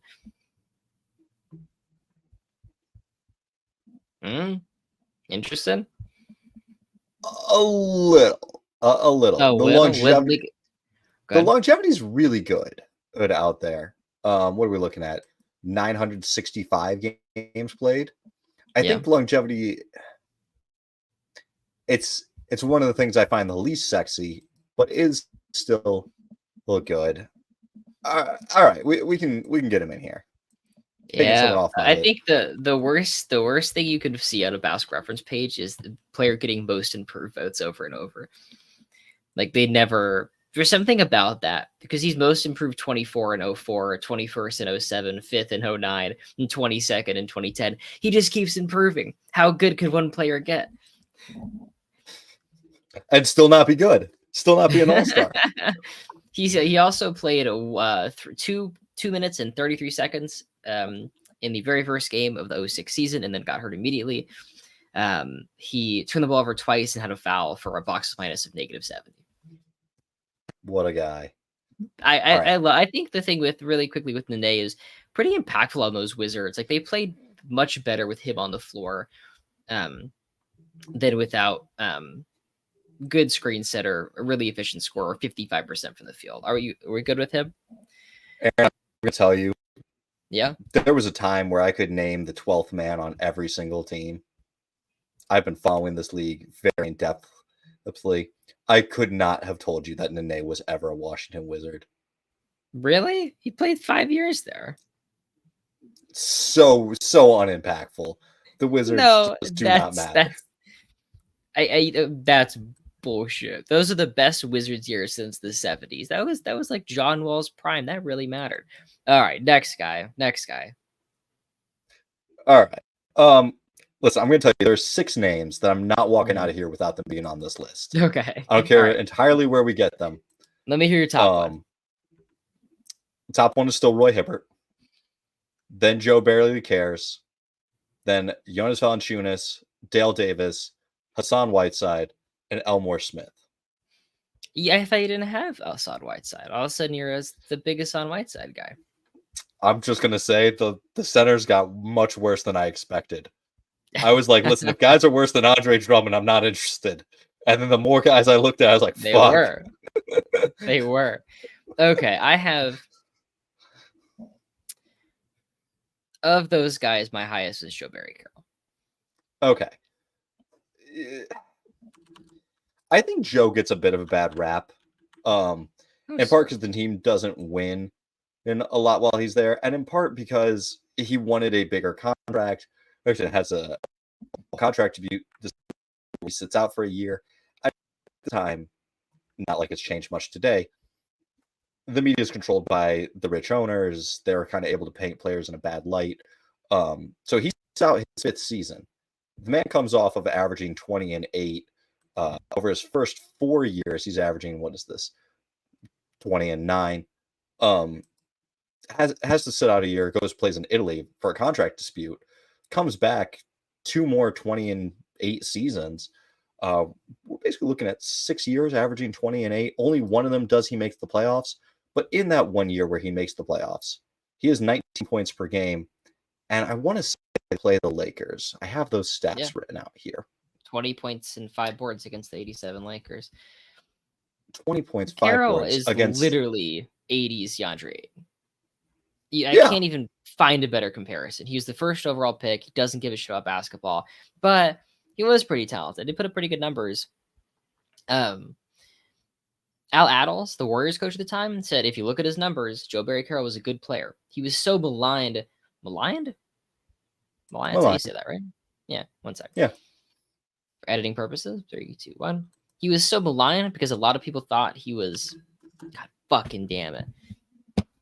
One more time. 3, 2, 1. He was so maligned because a lot of people thought as a center drafted number 1, he should be able to just take over a team. He was good, but he didn't have that. I think it's just such a perfect quote. Describes him. He was a good player. He was given the task of reviving a dead franchise. Wasn't that good, but he still should be on this list. Yeah. Yeah, I think that's where I'm at. Here's that I'm ready to have Joe Barry, Carroll here. And then if you're not fully interested in Jonas Valanciunas, who I think does get also maligned for not being quite as good as you'd expect. Could we do Davis? Also, very impressive longevity, 1,094 games. He's not. He's 10-10 at his best. He's probably more like 10-8, 10-9. But he sets these soul-crushing screens to free up Ray Miller. The thing that's difficult to understand about the Pacers is their offense takes 4 guys at any given moment. It takes Reggie to run around screens like crazy. It takes Dale and Antonio Davis to set these smashing screens, really Dale or Antonio. It takes Mark Jackson to handle the pressure from the defense, to dribble until Reggie gets open, and then find Reggie or find Dale, find either Davis, whoever slips. And if none of that works, it's hit Rick Smits at the top of the key for a turnaround jumper.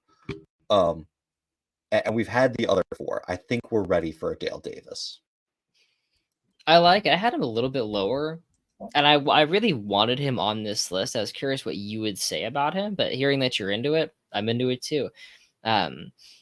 He is your classic over 1,000 games. He's 8 points, 8 boards, but you get these screens, man. You get these screens. You get good defense in the interior and just really good rebounding. I think he is a positive impact on both ends of the floor, despite the low numbers, basically.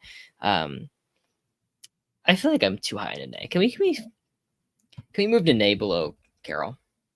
Even below Davis? And absolutely. Okay. Absolutely. And I think now I'm good with that. All right, it's time. Rev up those Friars. Clint Capella is making this list.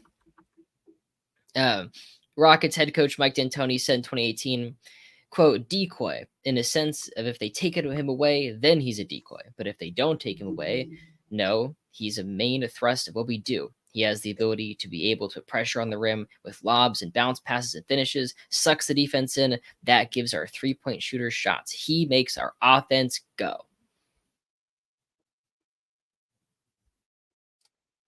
I think James Harden makes your offense go. I think Clint Capella's the recipient. Okay, but I really do feel like Doc Rivers just glazing DeAndre Jordan. Like, we got Chris Paul, we got Blake Griffin, but who really makes us go? It's Jordan. He's going to be a star in his role. I think what you get from Capella is just elite finishing around the basket. He shoots 62% from the field on his career, led the league in field goal percentage in 2018, shot 65% from the field. He's been a double-double machine. He won a rebounding title in 2021. He rebounds really well. He defends the rim well. He's great around the basket. Like, teams are going to want this. I think he's better than Dale Davis, and I'd be willing to do that, but I feel like there's a longevity piece that Davis has. All right, then here we are. No. Clint Capella. No, lock him in. Yeah, I'm fine having him on here. There's a lot of guys on this list that I don't think will ultimately make our top 500, but are lovable guys who had their moments. Can we talk Roy Hibbert? Are we ready for Roy Hibbert? I know it's brief, but that defensive level impact on playoff teams, we're not seeing that anymore. We're not seeing those guys in here anymore. Yeah. Okay, let's do it. All right. So Capella was 91. Hibbert's 92. Where do you want to go next? 1 second. I know you're a Whiteside guy. You've been texting me Elmore stats. That's all week. It's funny. I went way down on Whiteside after we talked about it. And I was like, you know what? This actually isn't that good. Because what I remember from Whiteside was basically like, what was it? I wrote it down. Athletic freak with insane talent, but also zero hustle and the IQ of 5th grade. Yeah, I mean, So I had him behind Valanciunas. And Valanciunas, in my mind, is just a very serviceable starter. I guess he does have 2 years averaging 17 and 12, 17 and 12. Well, I don't think Valanciunas hits the height, but if I look back over the last decade, there's 1 year where I'd rather have Whiteside, and the other 9 years I would rather have Jonas Valanciunas. That's a great point. I think you get Whiteside basically dominated the glass, block shots like crazy, got paid, Mhm. and then just completely stopped giving a shit. He is the classic help side block, but actually you left your guy open for the easy offensive rebound, and whoops, now your team isn't very good defensively. I mean, he won the block title with Blazers in 2021. The Blazers were not good defensively and were not great with him on the floor either. And I think No, I think that showcases that perfectly. I think he should make this list, he will. but I have some guys. I still have Mike Kaminsky, a good longevity piece, the G band, some of the best hair the world's ever seen. Averaged He played a little over 900 games, but made the playoffs 5 straight times with the Nets. Build this dude a statue. He's not contributing to all those seasons, but it's like, oh my goodness. Like he's probably responsible for 20% of the Nets playoff appearances ever. In 1988, he averaged 17 points and 10 boards. 87, he's 16 and 8. 86, he's 16 and 8. I mean, it's consistent, pretty good offense. One of those 5 years, he is above 30 minutes per game. 2 of those years, he's below 15 minutes per game. So he is on Nets teams that make it. He does have it was 86, where he's 19 points and 10 boards in the playoffs on a good Nets teams. And then he gets over to Philly a couple of years later, 89 and 90. He's making decent playoff runs with the Charles Barkley, these 76ers. I do have the G-Man on my list. I actually have, I guess, him and his Nets cohort, Rick Mahorn. I got him back to back. I do have him just ahead of Rick Mahorn, but another guy with great longevity, Rick. Mahorn's interesting. Not as good as I thought. Just not playing as much. The stats also aren't just that good. He makes this list. I don't think I'm ready for him yet. Let's do. All right, we're at 93. These are the names. Good. What's your thoughts on Elmore Smith? Because you've been texting me Elmore Smith numbers for like the last week and a half. I'd like that. I think that's the right call. Smith is just unbelievable shot blocker. I could even see the argument over Hibbert. It's about as brief. It's about as brief. In 1974, he averages 4.9 blocks per game. It's the very first year they're keeping track of it. There's a 7-game stretch to start that season where he's blocking over 10 shots per game, including a 17-block game, which is the NBA record, which is just, it's funny. First year they kept track is the year they started. But Smith is a big reason why he's a Laker initially, then he's traded to the Bucks. He's a big reason why the Bucks just don't implode immediately because he's pretty good. In 1976, the Bucks make the playoffs without Kareem, and he averages 15 points and 7 boards that year in the first round. 15 points and 11 boards per game over 78 games in that 76 season.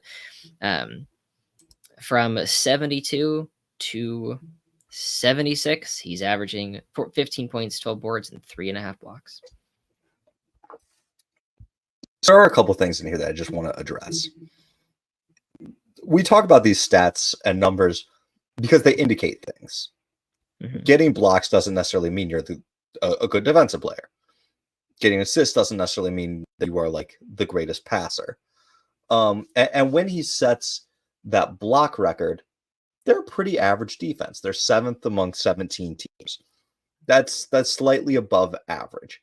His rim protection in the pace inflates his block numbers, but does not give you the same impact that, say, 4.5 blocks would give you today. And that's just kind of my knock on him. He is involved in several big trades, as you listed. Now, the Kareem trade, there's also Brian Williams and Winters. I can't think of his name, but the other wing Brian Winters. There's another wing piece in there that also goes on to be an all-star. So there's like 3 all-stars traded for Kareem. Is there? Um, I don't see that. yeah, I I guess just see I'll it's pull it up him. here. Junior Bridgman was pretty good. But Bridgman. he's able to.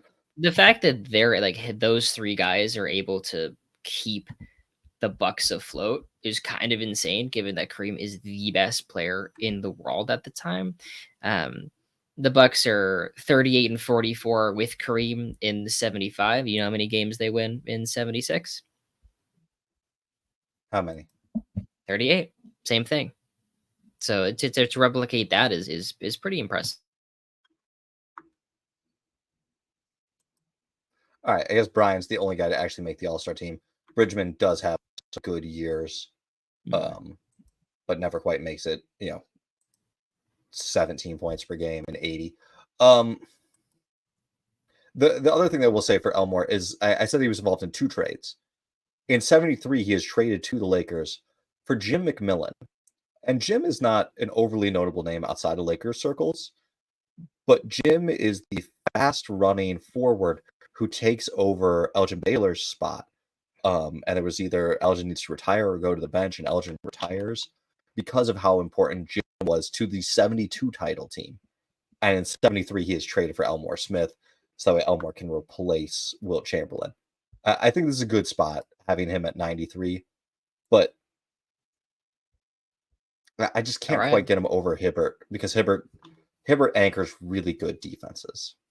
Yeah, I get that. And I mean, those Pacers teams are talented defensively, but Hibbert is pretty crazy defensively. I forget who wins deep play over him. I think it's like the Marcus Sawyer or something. But one day I'll write a book. That book will be about the 3-point revolution, not about the players that defined it, but about the players that died because of it. Roy Hibbert, Al Jefferson, Monte Ellis. Give me some more names. Tony Allen. It's Joakim Noah that wins it above. Any other takers? Andre Roberson? Robinson got hurt. Andre Roberson? Yeah, he got injured. That was sort of an injury thing. I'm trying to think of other guys like good in the early 2010s, and it's like, and we're done. And it's over. That was fun. I think Roberson comes back from that injury, though, and it's just never, like, the league has changed while he's gone. I think if there were not the 3-point... Sorry. Okay, I'm just saying, if it wasn't for the 3-point revolution, he would have made it back. Hassan Whiteside may also be a guy in this kind of conversation, because that does really ramp up. That was his fault. That was his fault. No, he could have been fined. He didn't care. Okay. I'll just tell you the rest of the guys on my list, and I feel good about them. And I just want to see if we have any similarities. I have Mike Kaminsky, Theo Radcliffe, Howard Williams, Marvin Webster, Ronnie Cycli, Jim Shones, and Rick Mahorn.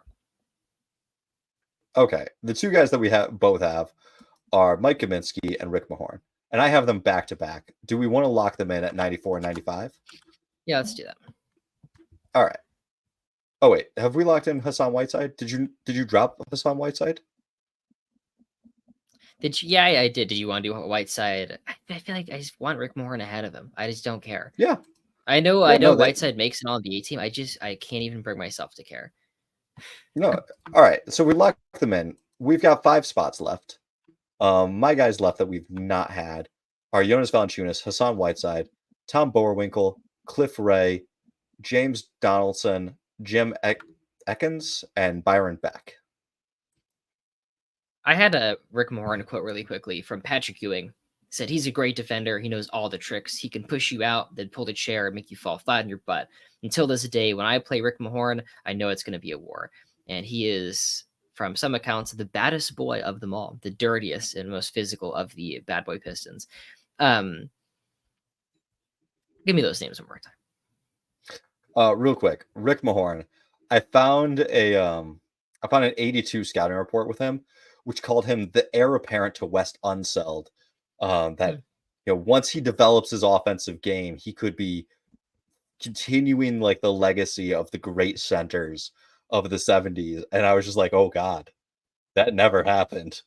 But I thought it was interesting that there was very high expectations. The guys I have in order are Jonas Valanciunas, Hassan Whiteside, Tom Bowerwinkle, Clifford Ray, James Donaldson, Jim Ekins, and Byron Beck. Wow. Okay, let's do Valanciunas. Yeah. Val. And this is 97, right? Valanciunas. We had Whiteside 96. Okay, you were Whiteside 96? Yeah, let's do it. No, wait. Valanciunas is over Whiteside. We talked about that, and you were right about that. Okay.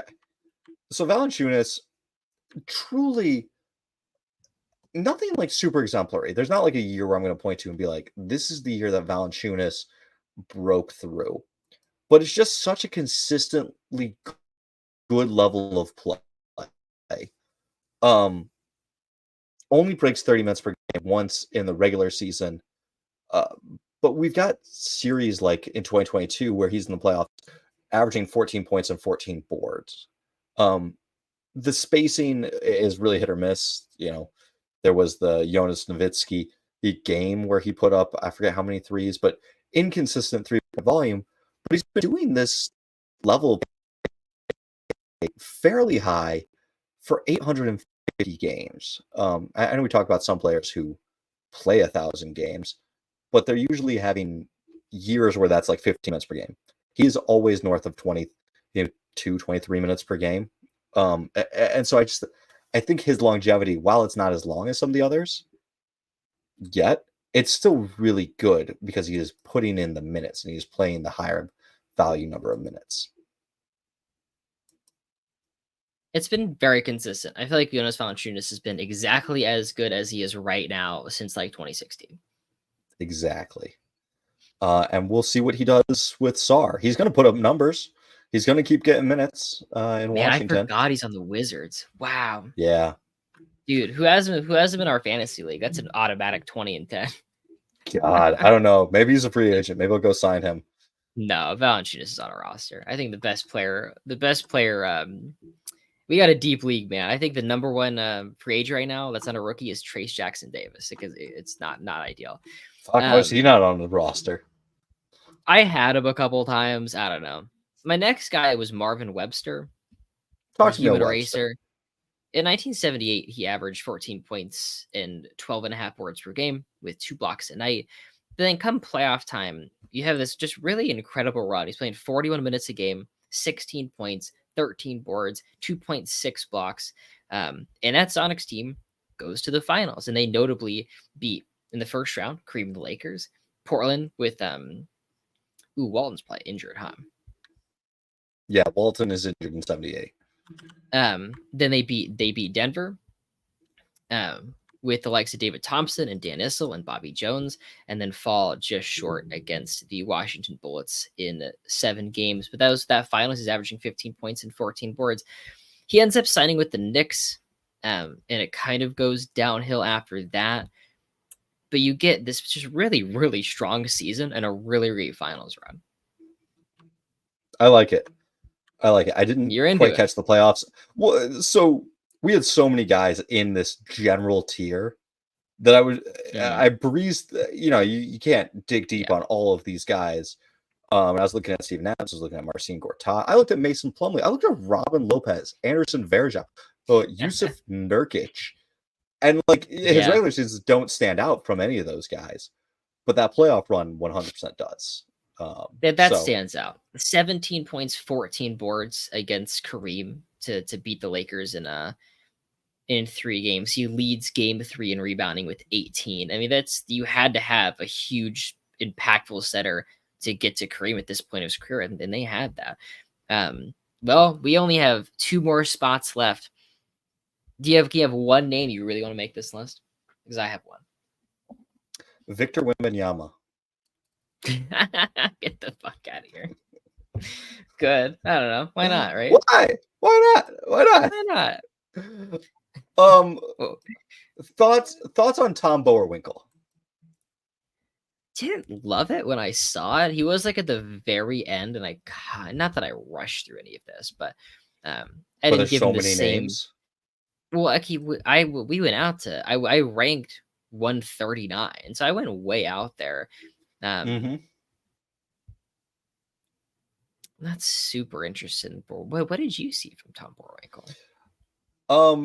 So it's more what I read about him, which is apparently during the Last Dance, someone said like, you know, uh, he's not super athletic, but he's not Tom Boerwinkle. And so there was pushback. There was a lot of people being like, why are you just shitting on Tom? And there's a ton of great quotes about him. Bob Love saying, Tom couldn't run very fast, he couldn't jump very high, but he could rebound and set those picks for your boy. He was very unselfish, known as a defensive big who was an excellent passer. And that's lobbied again by Artis Gilmore, who said he understood his role extremely well. He had a very big body, he absorbed space, and with those behind the back, over the head passes, he was very good. He understood the game and he played intelligent basketball.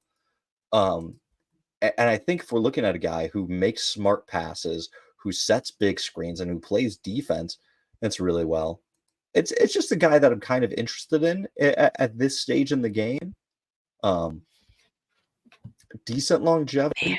Actually, not the greatest longevity, only 600 games, but 4 pretty good years. Now it is the start of the NBA divide, that split. And then a big injury. But if you do look at the playoffs, he's there. He's in the playoffs in 70, 71, 70. Indeed, he's 17.6 points per game, 14.4 rebounds per game. They don't track blocks in some of his early years. I think we'd look a lot differently at him if like we saw that 69 to 72 and there's like 4 blocks a game, 3 blocks a game. I'm also not like deathly in love with it. It's hard this deep in. My other guy is Clifford Ray, who gets MVP votes in 74 and 76. Another guy who's called like a star in his role. Plays a decently big part of the 75 if Golden State Warriors championship. You don't see it in the numbers. It's 6 points, 9 boards. But everyone talks about how he is a defensive player, how he steps up and lets everyone else play their game, and how he understands. And I've got the Clifford Ray quote of him saying, people insisted it's saying, why don't you shoot the ball more? And he replies, these people don't understand the game. If I use the ball, I'm taking away from other guys' jobs. I never solo off my own. I don't believe in that.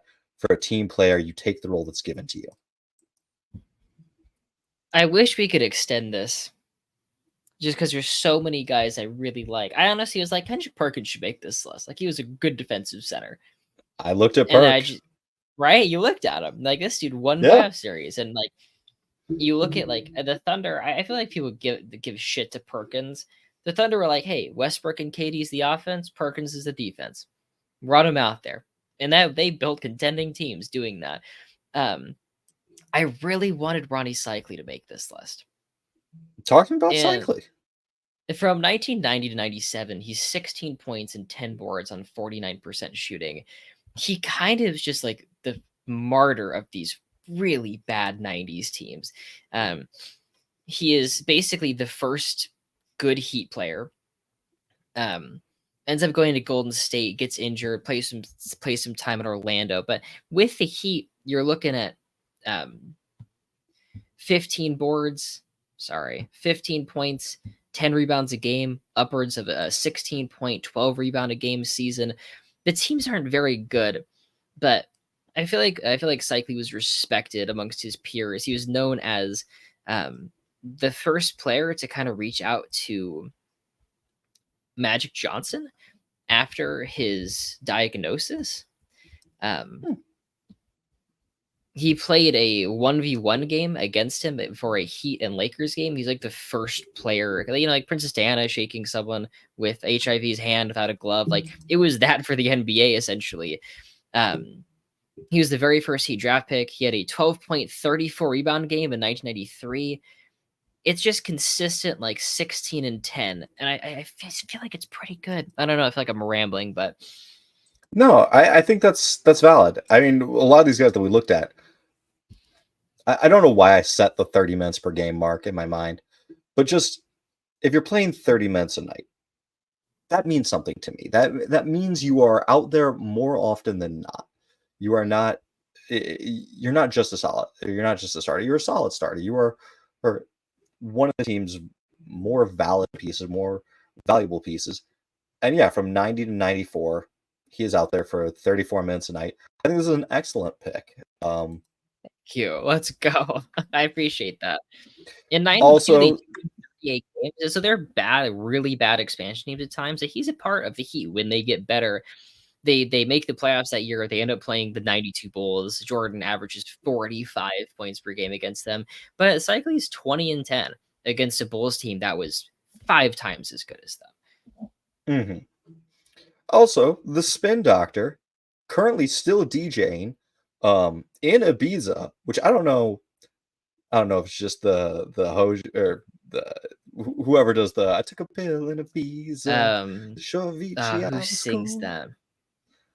I I don't don't know, but remember.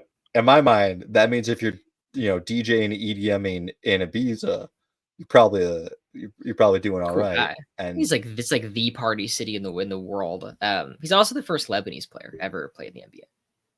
hmm, There's interesting. one other Lebanese player, and he's currently a head coach. Very famous. I wonder if this. I don't know if he's Lebanese or born Should in I know who he Lebanon. is? Is this Yeah. Let me just double check this before I think he was born. okay? Yeah, born in Lebanon. All right. Then can I make the case for Mr. 100 Jim Atkins, aka Jimbo, aka Jumbo? It was Steve Kerr, by the way. Hmm, Is that the makes only other sense. Lebanese player. What was the name? Jim Eakins? Jim Eakins.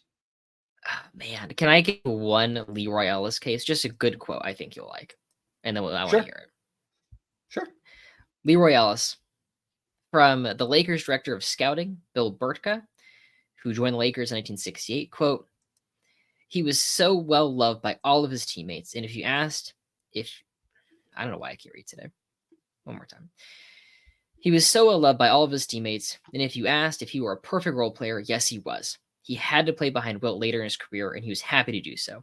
He could play multiple positions at power forward and at center. He was just a complete basketball player." Great.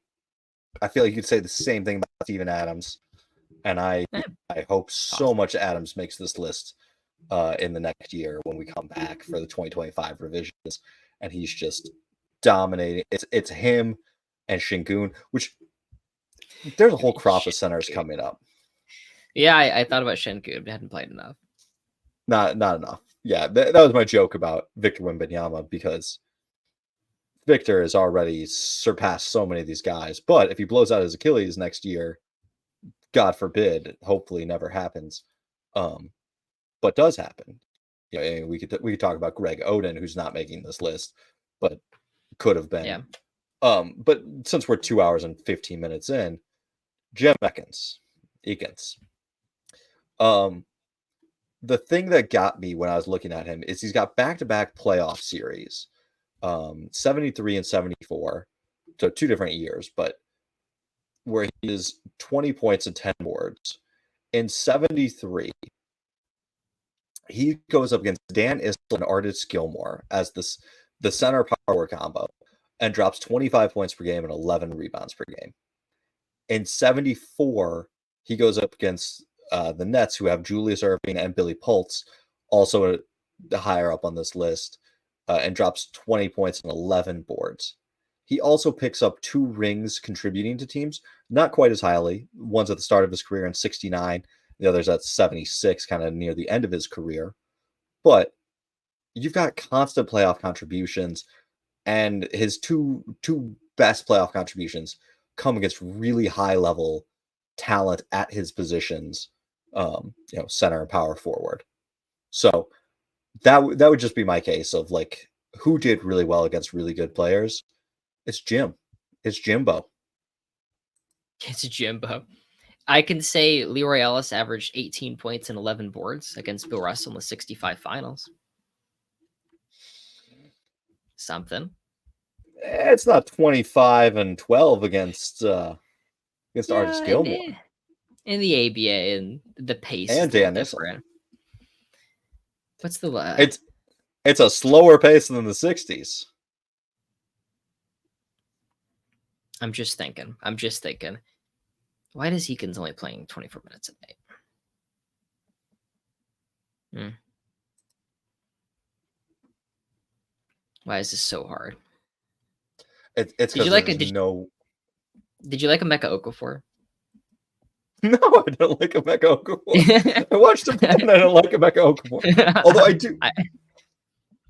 I will say, one of my earliest draft takes was that Emeka would be better than Dwight. I was in high school. I don't even think I was in high school at the time, but I was sure of it. I was like, I was wrong. I like Jim Chones better than Eakins.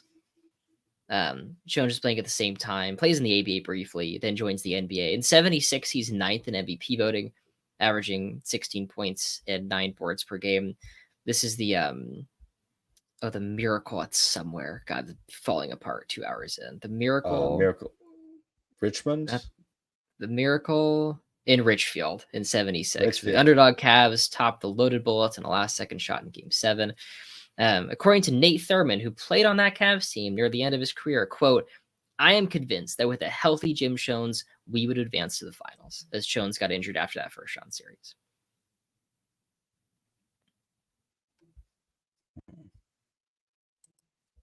MVP votes in 76 and 75. Yeah. Just hard time getting excited. Especially like okay, cool name though, right? Jim Chones. Yeah, he's a member of the 80s Lakers, the 1980 title team. And when Kareem goes down, it's like, oh crap, we don't have a big man. And he's probably just like, guys, I'm here. And they're like, what do? We could play our point guard at center. He's like, guys, I'm here. Oh goodness. Well, and like that's not his best. He played 31 minutes a night at center in that finals, the highest of those playoffs. Let's see. In that Game 7, how does he do? Or Game 6, I mean. 11 points, 10 boards, 43 minutes. Yeah, I mean he is the starting center. I mean, Magic jumped center because that's what Magic did. Yeah. But come on. You like Jim Chones. Victor will replace him in a year. We'll do right. Jim Chones. Jim Chones. Honorable mention to Howard Williams, Theo Radcliffe, Chris Kaman, James Donaldson, Stan Misek, did I say Theo Radcliffe already? Marcin Gortat, I really thought about. Tree Rollins, Daryl Imhoff. Yeah. Walter Dukes. Yeah. That was the last guy, Walter Dukes. Well, Nate, it's been a pleasure. I'll read this off because I've done such a good job reading today. 75, James Edwards. Then 76, Kristaps. Honey Simmons, Mark Eden, Kevin Duckworth. 80s, Red Roca. 81, Bob Rule, Ed Sadowski, Daryl Dawkins, DeAndre Ayton, Andre Drummond, Jared Allen, Miles Turner, Joe Barry Carroll, Dale Davis, Nene is 90, Clint Capella, Roy Hibbert, Elmore Smith, Mike Kaminsky, Rick Mahorn, Jonas Valanciunas, Hassan Whiteside, Marvin Webster, Ronnie Cycli, number 100, Jim Chones. Still not too late to get Bowerwinkle in. I mean, if it mattered, maybe. No. But it's like we're not gonna get out to these guys in the top 500 exercise. Yeah. You just don't find as many talented 7-footers, but these are very lovable guys. Like, I think if we did a top 750, we would have so much fun just discussing the most obscure role players. There's that, I mean, I'd be like trying to convince you of Devin George and be like, he was so important to those early 2000s Lakers. Devin George. Yeah, I'd be into it. All right, Aaron. Great episode. Where can the people find you?